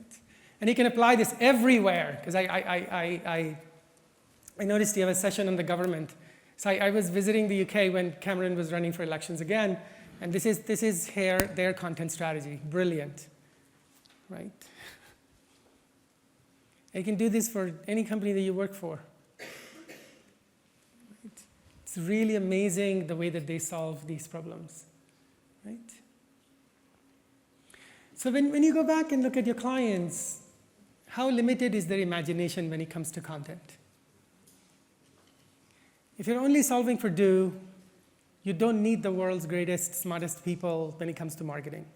You don't need the world's greatest, smartest people when it comes to analytics. Just do your standard e-commerce report and sing happy birthday every day, right? And you can solve for anything. I went through this Nestle website. You know, one of the greatest gifts of the web is branding, right? We can do incredible branding online. After spending like 15 minutes and brushing up on Hungarian, I couldn't even figure out what the hell they're trying to do. It's not see, think, do, or care. It's nothing. It's garbage. And it's hard to go up to Nestle and say it is garbage. But now you have a framework. If you work for Nestle, you can use my framework to tell them they're garbage. It's much easier to understand. Yeah? On mobile devices, I was in Turkey and they have this amazing experience. This is one of Turkey's favorite drinks, I'm told. But what I think mobile is really great at is solve for see and think. I want you to reflect for a few minutes. How many of you run mobile reports today that whose reason for being is to solve for conversion rate? Almost every one of you, right? If you're anything like me. And yet it is very hard to find do intent on mobile phones. This is why most mobile websites suck. Because in a see-think platform, they're solving for do intent. That's not what people want. And I had this opportunity to work with this company in Africa. I love their care strategy. The thing that mobile apps are really great, the best use of mobile apps is to solve for care intent. Now, most apps exist, though, to leave Amazon aside as an outlier, but most mobile apps exist to solve for do intent. Why should I download your 300 megabyte app to just buy things? I can do it on your shitty website, right? Mobile apps are really great at solving for long-term relationships. It's for care intent. Now you have like a word you can use when you go back and work with people who run your mobile strategy. Say, what are we solving for? The platform, mobile apps are the best at care. Why does our app look like this? And then you understand why nobody uses it, right? Content is really, really important. I wrote this list on the plane ride over. If I run a retail website, I started to write all of the things that I can solve for when it comes to content. If I run e-commerce, this much stuff. When you go back, it's important to understand what content strategy your company is solving for. At the end of the day, even if every one of you in this room, your only job is to do data and analytics and not do anything else, I want you to understand this is the reason you're not as successful as you should be. As an analyst, this is the limit on your personal career growth. And the mismatch between the content that they have and the data we're solving for, that's the reason we can't be more successful than we need to be. And it's really hard, right? You're not the consultant, you're not from McKinsey or BCG. Your job is not to work with this CMO to try and figure out how to solve for content, because you're the data girl. I'm telling you, it is the thing you need to care about if you want to be more successful. Even if all it takes is to take this thing and delete everything you don't do. Help them understand this. If you help them understand this, your company will be more successful and your data will be more wanted. Right? If you have great content, we can solve this second problem, which is even more amazing, right? Yay, marketing, sexiness. This is why I wake up every day, marketing, yay. Right. Usually what people end up doing when it comes to marketing is they'll do random things. This is what I hate. It's like, oh, here is a cute person from Facebook, let me give them some money. And you shouldn't. You should say, look, we're solving for intent. What intent does your platform deliver? And that's what should be the bedrock of your marketing. So for example, paid search is a great example. Search is really good at think and do. If you have any assets, remember, it's very important to have content. If you have any content, care is important. Now, by that, I don't mean having tech support articles. If you look at the care strategy for most companies, the strategy is to have lots of tech support articles and a phone number nobody can find even if they die. Right? That's mostly the care side. No, that's not what I mean. What I mean is every single day when you wake up, like I asked the CMO of one of the largest banks in the world, I saw him last year, and I said, if you could talk to your most loyal customers every single day, what would you say? And he said, oh, we would have analysis of their behavior, their expenses, recommend the best credit card. I said, fuck! No! That's stupid! They're already your extra loyal customers. They have 5 credit cards, 12 bank accounts. What do you say? You can come up with anything. Nothing! And remember, on purpose, I'm using the example of one of the most successful banks in the world. Clearly, they're very successful. They're not a stupid company. They're very smart. And the reason he couldn't come up with anything is very simple. I asked him, why can't you come up with something? And his answer was, I just hadn't thought about it before. Right? That's your job. The moment you make your CMO realize that, they will want to kiss you. If that's okay with you, of course. Because this aha moment, and then you realize why Facebook exists, or why YouTube exists. That moment, right? So when you do a search, I said I was visiting the UK, so this is a really great example. Here is kind of think intent. I think about buying running shoes. And there was a company I was working with, and they don't show up, of course. But if I type in the same query with their name in it, then they show up. So if I figured out that I have due intent, I've already decided I'm going to buy from them, she's like, yes, I am here. You have decided I am here. It's fine. Don't suck at that, right? But what if remember there are hundreds and thousands more people expressing think intent. And they don't show up at all. And so we can do this analysis really, really cleanly, right? Every one of you can run these queries. And every one of you can say, all right, here is all the intent that people are expressing on Google. Do we show up or not? And don't look at random keywords, don't look at random queries. The thing that you're looking for is the intent that people are expressing. And so here is a report. All the numbers are, of course, wrong because I don't want to share anybody's data. But it's like, okay, so here is how we do with search today. Here is how much do intent is expressed. Here's our current click share. And here is our gift to competitors.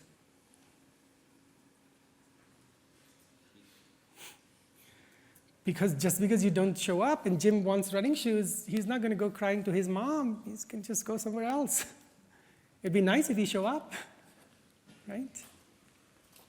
And then you say, all right, and then there are tons and tons of think intent. And because it is nice to do totals in Excel, you can add the last row. A really, really simple table that helps you understand how much you suck. And you only have to do that last number, do the 5.8 million by your normal conversion rate in your normal average order value, and you can tell your company how much money they lose every single day. But tie it to intent. That's the magic. Right? YouTube is really great at see and think. It's also pretty good for care. Again, remember if you have content. YouTube is not really good for do. It'll change over time, but at the moment it isn't. Right? So when you go to YouTube, you can go do the same diagnostic. Here's Volkswagen, a very small company. Now everything on Volkswagen's channel just says, look at me, I'm so pretty. It's basically all Duke. And that's why, given the massive size of Volkswagen, it has very, very few subscribers. Because it's not the intention that is being expressed on YouTube. Or one of my favorite examples recently was Johnny Walker. If you can imagine a brand that can tell amazing see and think stories, it's Johnny Walker. And yet Johnny Walker's entire YouTube strategy is do, do, do, do, do. How many subscribers does it have? 14. I'm kidding. Something like, I think 16. So what's the problem? It's a mismatch of intent, right? So here's a great example, H&M, right? And you can do this for yourself. How many subscribers does H&M have? Like 500 million or something. Perfect match between content and intent. And the marketing channel whose purpose is very clear, right? Or my BFF, Obama. No, I'm kidding. Right?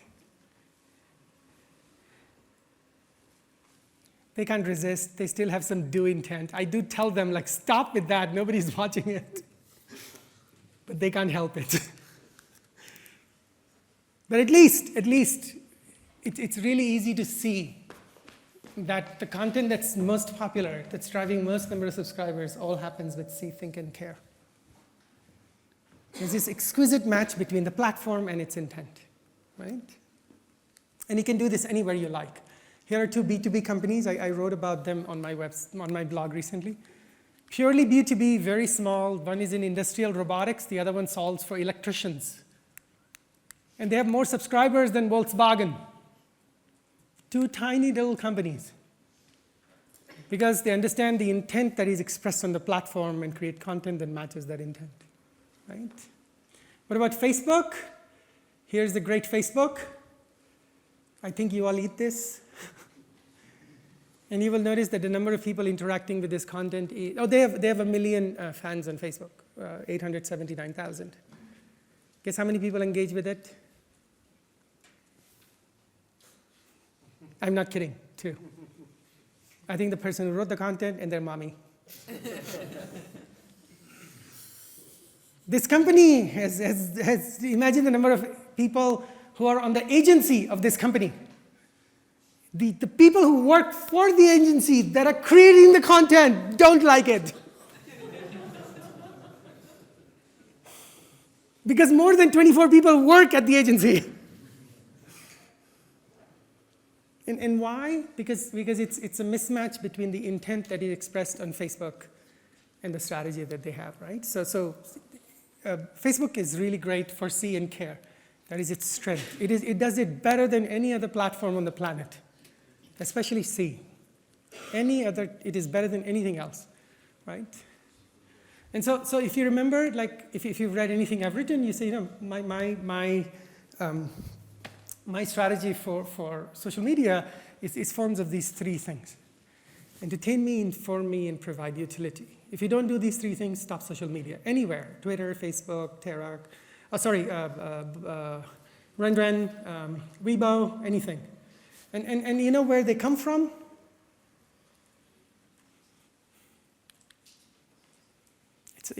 And how do we understand this, right? It's just analyzing tons and tons of Facebook data, trying to understand what engages with people that are out there, what drives lots of likes, subscribers, amplification, conversation, and then figuring out that what people's behavior is expressing is see and care intent. And brands that are really good at it get value from Facebook. Brands that are not good at these things don't get value from Facebook. All driven by data, but anchored on intent, right? A company with 1 million fans, 1 million fans on Facebook can get 2 to engage with. 2, 1, 2.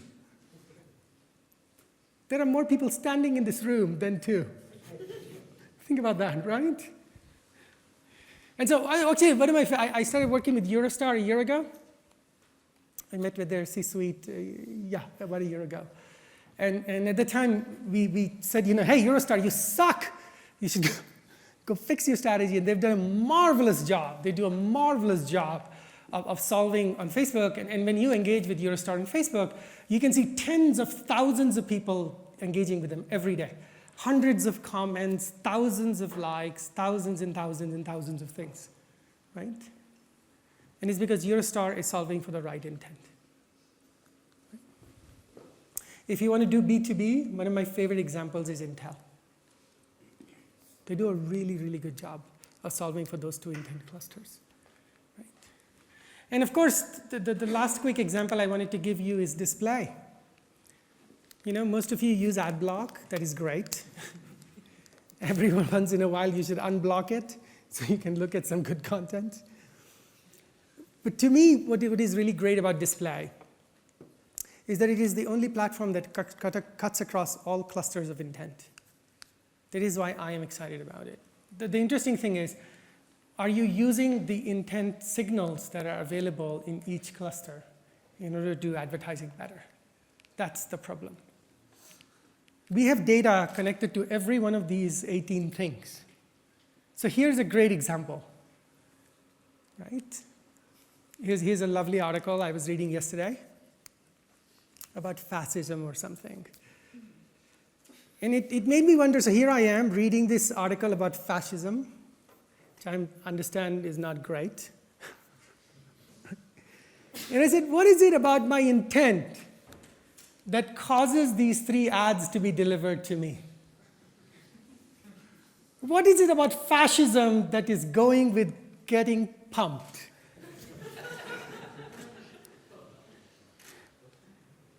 Is there something unique about fascism? Like, you understand, I'm here, I'm reading this article, it's throwing all these signals about my intent. They have the Facebook button that tracks me by name everywhere I go, right? By name. So they have all the data in the world. They have a really great understanding of intent. But what is it about fascism and me being here that says I want a bank account? Or I would like to exchange foreign money that I have cheated from other people.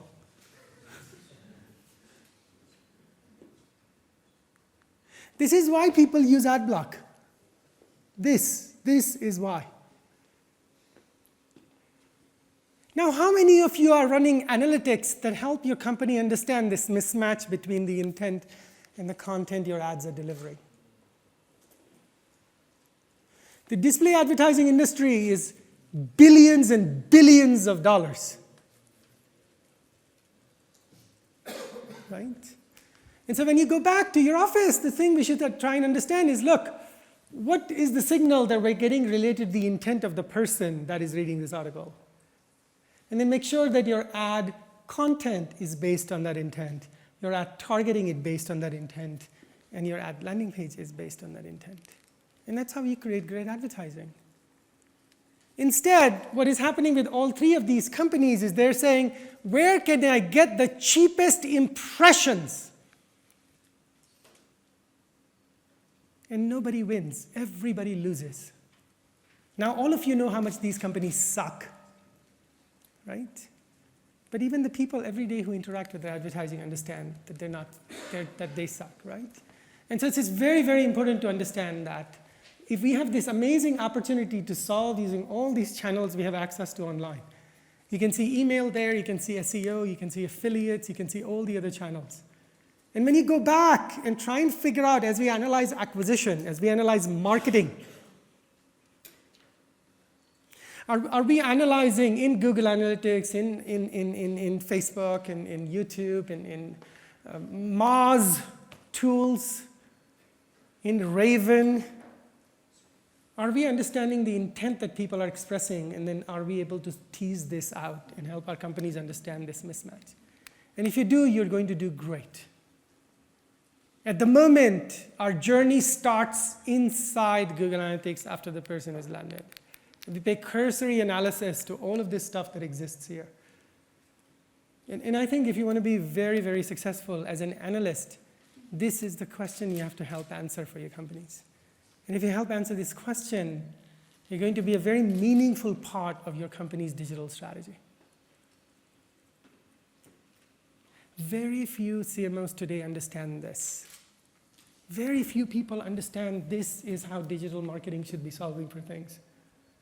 And if you do that, your data will be received better, your analysis will drive action better, and you'll be more successful. Yes, your company makes more money too, but who cares? So I want to close with this story around measurement, right? We're here at a data conference so that Zoli doesn't kick me out of here, right? Data is very, very important. So I have I want to share with you what I think, why is it that most people are not that smart about using data? So typically they'll say, okay, I love it, I love intent, so I love that display advertising can help find, see, and think intent. And so they'll say, okay, here is like $100,000 US, run this amazing display campaign on Facebook, run this amazing think intent campaign on YouTube, happy birthday, right? And a few days later, they will come back to you and say, how many conversions did I get? And at the moment, what you will do is you will actually give them that report. Instead, what you should do is say, get out! It's a stupid question. Because there's this very weak commercial intent or no commercial intent. That I will be the analyst that will not judge a fish by its ability to climb a tree. And yet this is what we do every single day. We judge fish by their ability to climb a tree. Two bad outcomes. First, the fish feels stupid. I don't like that. Fish are very smart. But the worst part of it is you made bad decisions. You are powering your company making bad decisions. Because the conversion rate question should be answered for our strategies for content and marketing where we have strong commercial intent. Now, we're not going to say we can't measure these things. What we can go back and say is, look, yes, measurement. But let's use see metrics, think metrics, do, and care metrics. And now you judge a fish by its ability to climb a tree. Right? You judge a fish by its ability to swim, a horse's ability to run, giraffe's ability to stand. I don't know what they do.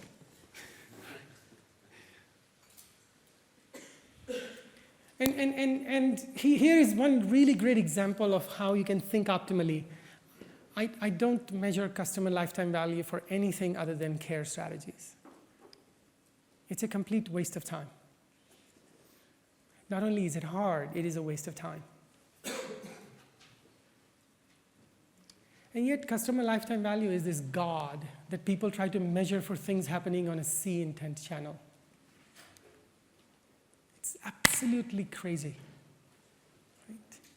Or a lot of my care outcomes are related to driving very, very long-term strategic outcomes for the company. It's important to understand these 4 clusters exist and you can solve for them, right? And what about our mobile phones, right? I'll apply the same thing, right? Here are see and think metrics. What about mobile apps? Here are care metrics. I like using like 90-day active or more, but that's fine. Right? Anytime you look at a metric that you have in a report, I want you to ask that question. What purpose is it solving for? And is the strategy it is measuring tied to the intent of the customer that exists? Right? Here's the second thing. Oh, I like that hashtag. Here's the second one. If you have actually a content that exists for all these reasons, then I want you to really go crazy and measure things really well. At the moment, what happens is we'll say, oh, here is do intent, and we'll measure the hell out of it. And we should. Okay, we should. In fact, I don't think you should even stop here. I wrote a post a month ago, I think, and try and be very excited about measuring profit in GA. Right? And so I did this really simple calculated. Today what happens is you see these 2 numbers. You see cost right? And you see revenue. But what this is missing is actually the profit that you can make from these things. In fact, J doesn't even subtract these two things, right? So I did this calculated metric. It says, okay, our gross margin is 30%. So you create a simple calculated metric. You create a custom report, and now this is really amazing. So notice what happens between these two numbers. From 600,000, you go to 181,000. And you start making very different decisions. And that's not even excluding the cost. And so I go back, create another quick little calculated metric here, revenue, gross margin, cost. And now you have sexy fun. And I'm sorry, the projector is a bit light, but it's really interesting that the first collection of visits that we had yesterday drove $7,000 worth of profit. They had the most number of visits, most number of revenue. And yet there are campaigns here that drove way more profit for the company at the bottom of the list. But that's not what we look at today. So if you want to measure do outcomes, don't stop at revenue. This is like 10 minutes worth of work. It's not completely precise because the thing that this is missing is your salary. This is still not profitable. But it gets you much, much, much closer to making smarter decisions. In this case, our strategy for this company almost all obsesses for things that are at the bottom, not at the top. But just like before we started to do this, everything would be focused on where do we get the most visits from and how can we get more of them to convert. Instead of saying, where is the intent of conversion most existing, and let's go after that. So if you want to focus on the do, don't focus just on revenue, try and focus on profit. But then expand your strategy. Your company is creating all this content. Obsess and focus about helping them understand what is working. And we very rarely do this. And the third one with social media, remember Intel, if these are the three things that these are the three things that are driving our strategy, here are the metrics we should use. Very simple. And 3 of those are public. And I will tell you how dramatic the impact is. I calculated those numbers for this thing, 0.0031%, 0.0002%, 0.001%. At this moment, somebody's getting fired at this company. That's what you want. You want smart decisions. The other one is even better. I want you to know this is expressed in percents. The raw number would be even smaller than this. Right? And at this point, you help the company understand why is it that you're using these metrics, right? It's because we're measuring C, and care. And then the long-term value we're adding to the company, right? So make sure you give metrics the purpose. Same thing on YouTube. I'm very enamored on YouTube because of the amount of time people are spending every day and the intent I can capture. Remember that number on the first slide? Huge number. And so how do you measure success? It's very simple. It's like, hey, here are the see and think metrics we can measure. Here are the care metrics we can measure. And inevitably somebody will say, no, but I want to sell crap. It's like, okay, fine. Let's use assisted conversions over 90 days, and that's about it. No conversion rate. Not that you can't measure it, you can measure it, it's 0%. Right? But by at least using this metric, you give it a better existence. You give content a chance to work. And of course, if they absolutely insist that YouTube should be driving lots and lots of conversions online and offline, then I can actually work with them and say, all right, let's do some media mix modeling. Let's do some controlled experiments. So only because I can prove you wrong. I'm kidding. Let's see if it works. That's what you should say. And maybe for your company it does. But if you want to walk people away from an obsession on conversion rate and average order value and repeat purchases, you've got to figure out how to tie it to the intent. And notice that my measurement strategy for YouTube is exquisitely focused on the strengths that the channel brings. Right? And of course, Judging marketing well is very, very important. When I show my favorite assisted conversions report, I'll tell people here is what it is solving for. And now they care more. They understand why we should measure assisted conversions, because I've tied it to the intent of the person. I don't even need to use the name of the metric. Especially as you go higher up in the chain of command, you realize that you don't need to use these data sets, right? And it's like, I was reviewing this attribution modeling over the last few months, and it's like, okay, what purpose is that solving for? And the flaw, at least in this company that I was working with, was that their attribution modeling was essentially only solving for do intent. And if you only solve for do intent, your success will be much smaller. If you want to understand why your company hasn't started to think in a more clever way, this is the reason. Right? And the last one is to pivot on people. Over the last 2 years, I've become very obsessive, partly because of that very first graph I showed you. Just understanding how people's intent are to be expressed across the multitude of devices that they have access to. And this is the only reason that I started to get really, really excited about what we can do with universal analytics. I had this picture on my blog a little while back. At the moment, this is how most analytics is run. We don't understand that it is the same person. And you should obsess about user ID override because of this problem that it can solve for you. You understand the same person and their behavior across multiple things. Across Facebook and YouTube and mobile and desktop and tablet and online and offline. I recently had shared on my blog a study of how we try to tie the online campaign behavior to people who are walking into stores and making purchases. And when we use fragile cookies, we only match those things in behavior for maybe a handful of %. But when we started to use a stronger signal, the stronger primary key, we were able to match up to 35% of the behavior. The impact on this company is in hundreds of millions of dollars.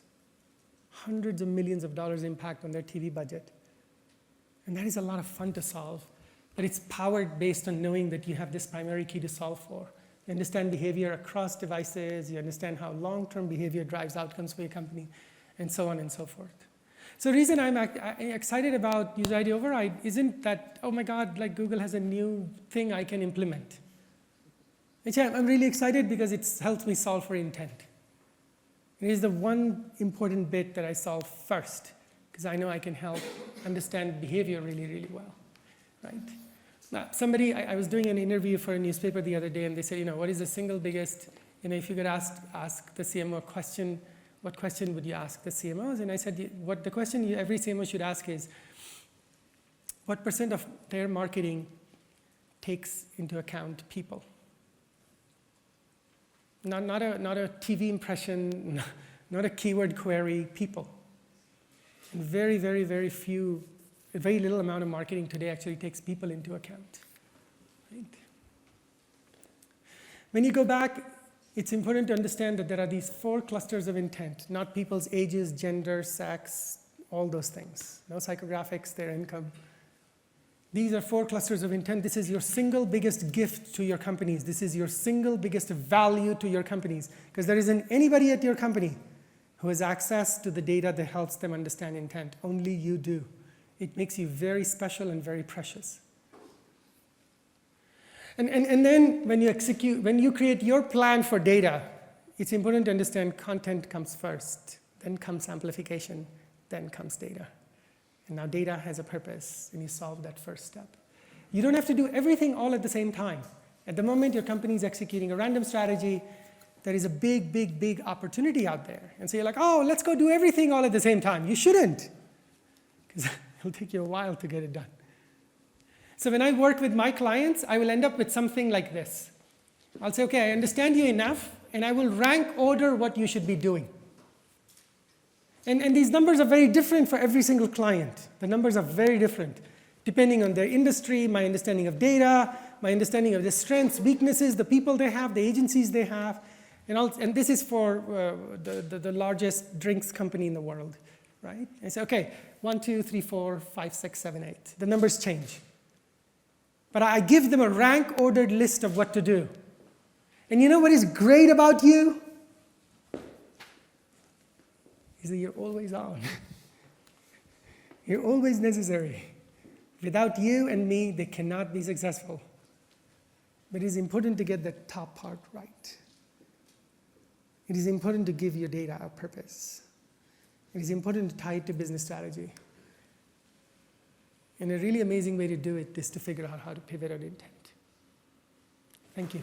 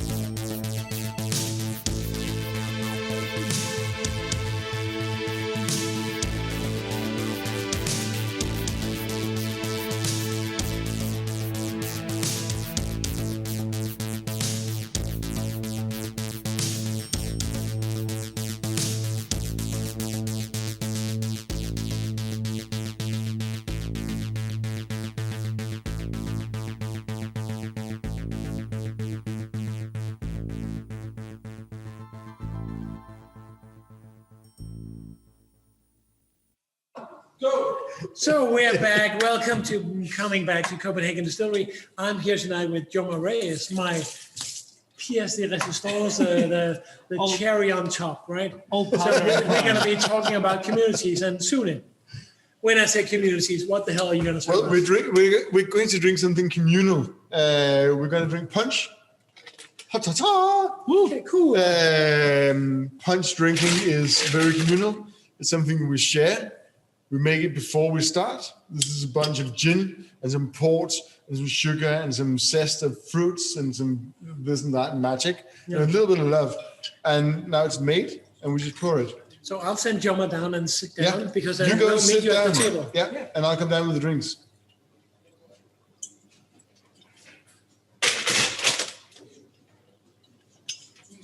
So it is literally what I said. It's a bit of port, white port, some of our dry gin. That was the purple one. I haven't used it yet, but now I have. And then it's a mix of sugar and citrus zest and a bit of acid cream of tartar to be precise. And it makes this, and it's wonderful. And you make 15 liters at a time. And so for everyone, they go community. We go to that camera. And we're here. Hey, Jomar, good to see you. So because it's been a while and you've been doing a lot of stuff, and I think since the last time we spoke, it's been very much about, from your part, about community. Yeah, absolutely. So when we talk about community, it's saying with COVID, we've seen this change in what we used to have as traditional communities with events in person to something online. And how can we actually move the online community into something, or how can we move the physical community into something online? Before you say anything, I think we need to say, let's try this thing. Let's try this drink. Yeah, exactly. And say cheers to Sune. Cheers, Sune. Cheers. Cheers. Between Steen and the barman, I've hardly been able to get a word in, but cheers. Whoa. That happens too rarely. That does happen too rarely. That does happen too rarely. But we worked together for 5 years at IIH. I consider myself IIH alumni now, and working with Web Analytics Wednesday with the events that we produced together, and then actually coming to Super Week. That was at 2018, I'm thinking, which I flew for with you and met Zoli and the team. 19, yeah. Community is something that you feel, really, isn't it? As us as humans, it's about interacting together. I think with COVID, it's made a lot of changes, and it's been a part of my pivot in the new direction with what I'm doing with the brand leadership community, for example, and the new team that we've got.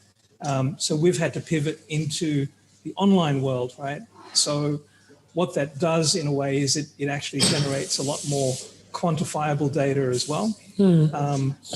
But I think what's happening now is that there's a huge need for people out there to connect again, thanks to COVID.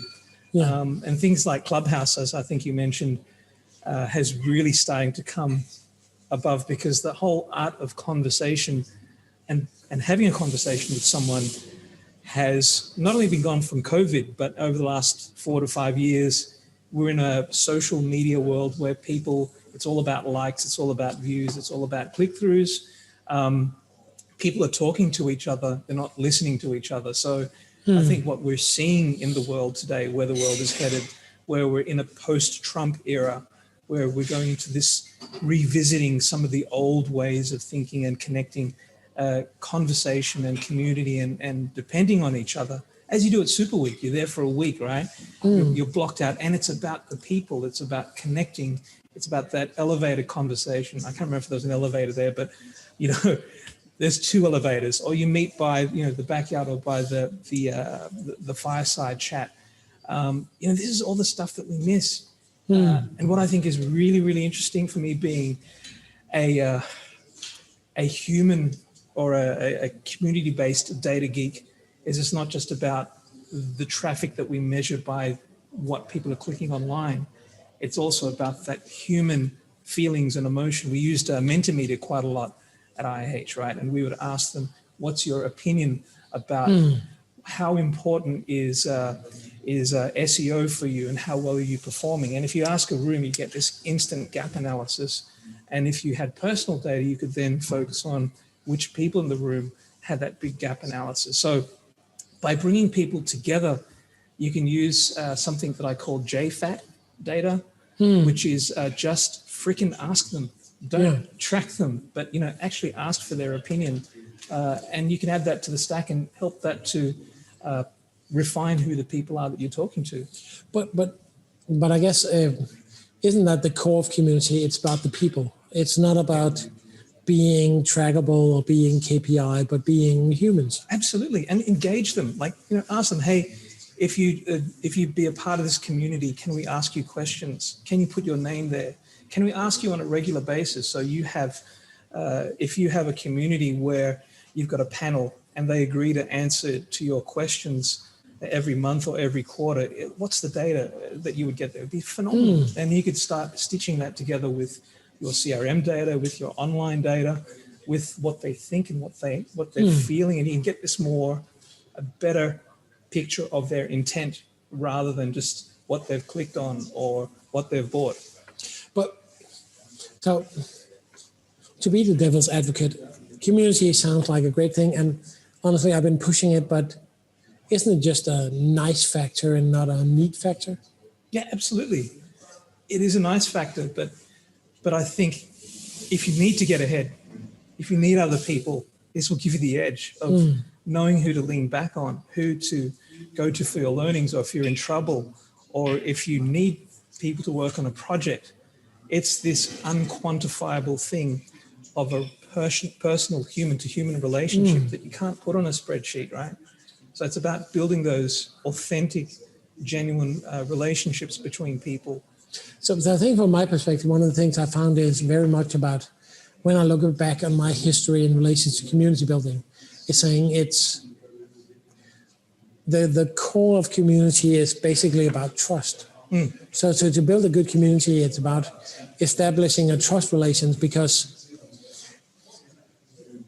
the moment people know that I'm not in this for a commercial objective, that this is about something bigger or something more interesting, this is, then they will be more likely to actually engage. Yeah, absolutely. Like, people hate to be sold to, right? So the Steen Rasmussen personal brand, if they can get a sense of authenticity when they see you on the screen, when they see you in a talk, and then when they talk to you afterwards at an event, hopefully they'll come back again, right? It's about building that trust in your own personal brand. And the community itself is the playground to build your personal brand. So the project that I'm working on now is the brand leadership community. So brandleadership.community. It's about connecting people in all areas of brand, from data, or data, if you want to call it, to marketing. You're such an Aussie. I'm such an Aussie, yes. I'm such an Aussie. To design, to the C-level. So we have all different groups within the word branded. What I've found is, like, the analytics community itself has its own tribes and sub-communities. So you've got the AI guys and the web guys and the BI guys, and often there can be rivalries between that as well, right? So what we're actually being able to do now is, through the brand leadership community, is bring all these people together, not just within the analytics community, but within marketing, within inbound SEO, within the performance marketing people, within the design, because what brings them all together is their passion for the brand. And that's what community hopefully can do, is bring those people together. Now, it might be on a webcast, it might be a podcast, it might be an event one day, it might be an article. The sense of community is not just the physical sense anymore. No. It's the connecting of the minds, whether you actually connect through social media, or whether you connect through a physical event or clubhouse, or whether you even the power of liking someone's post on LinkedIn is amazing, because all of a sudden I get a like from you. It's like, whoa, okay, I know that you've thought of me for at least 10 to 15 seconds, and you remember the good times, when we were on a team together, or et cetera. So it's community is so many different things. Yeah, but it's kind of the same values that I bring to Web Analytics Wednesday when I do that for Denmark, or the brand leader, brand measurement, brand analytics community. Yes, yeah. So bringing that mindset to the conversation, because at the end of the day, it's really about not as much focusing on my personal agenda, but it's focusing on what I add to the conversation for other people. Absolutely.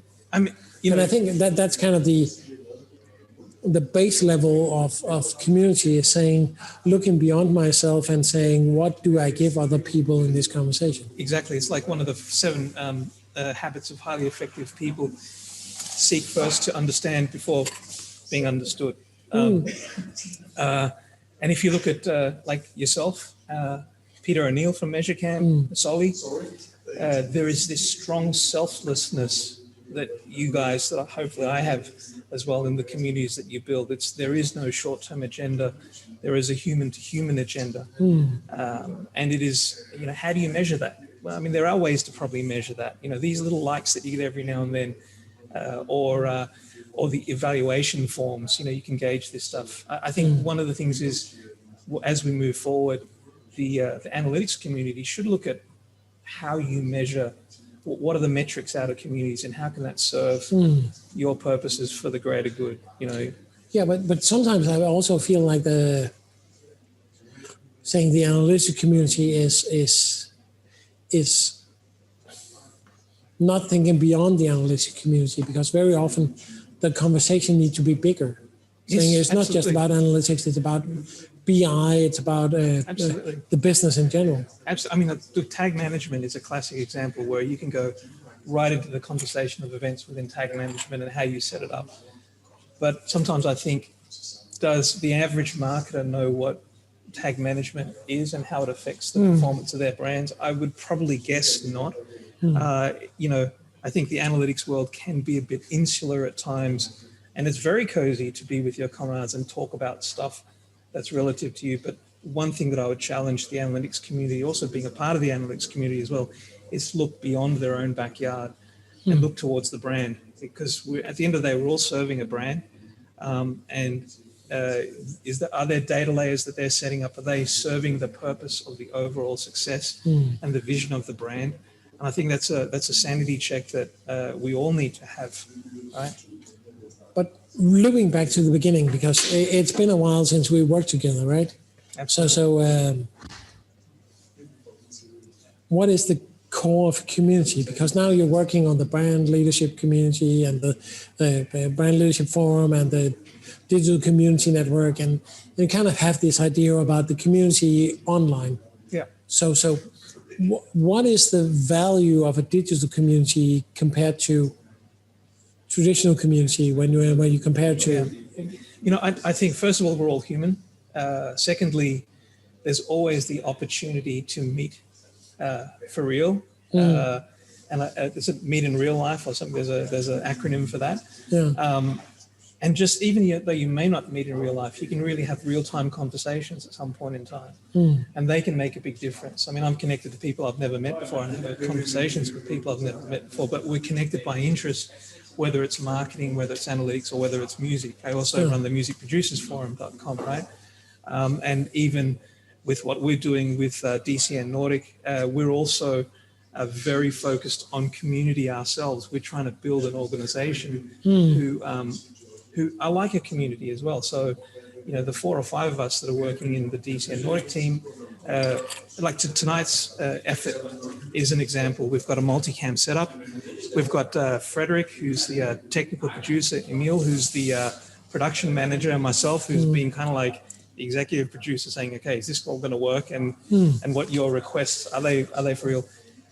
When we get together and we work together, it's like this micro community of, you have this common goal that you want to achieve, and because it's live, because Zoli is watching and people all over the world is watching, there's this added pressure. But as a micro community or as a team, we're able to create something greater than us individually, right? So I think but I also think that that's kind of an important thought to bring back to the conversation, saying, yes, you might be doing something that looked good for you, but it's actually something that is bigger than you alone. Yeah, absolutely.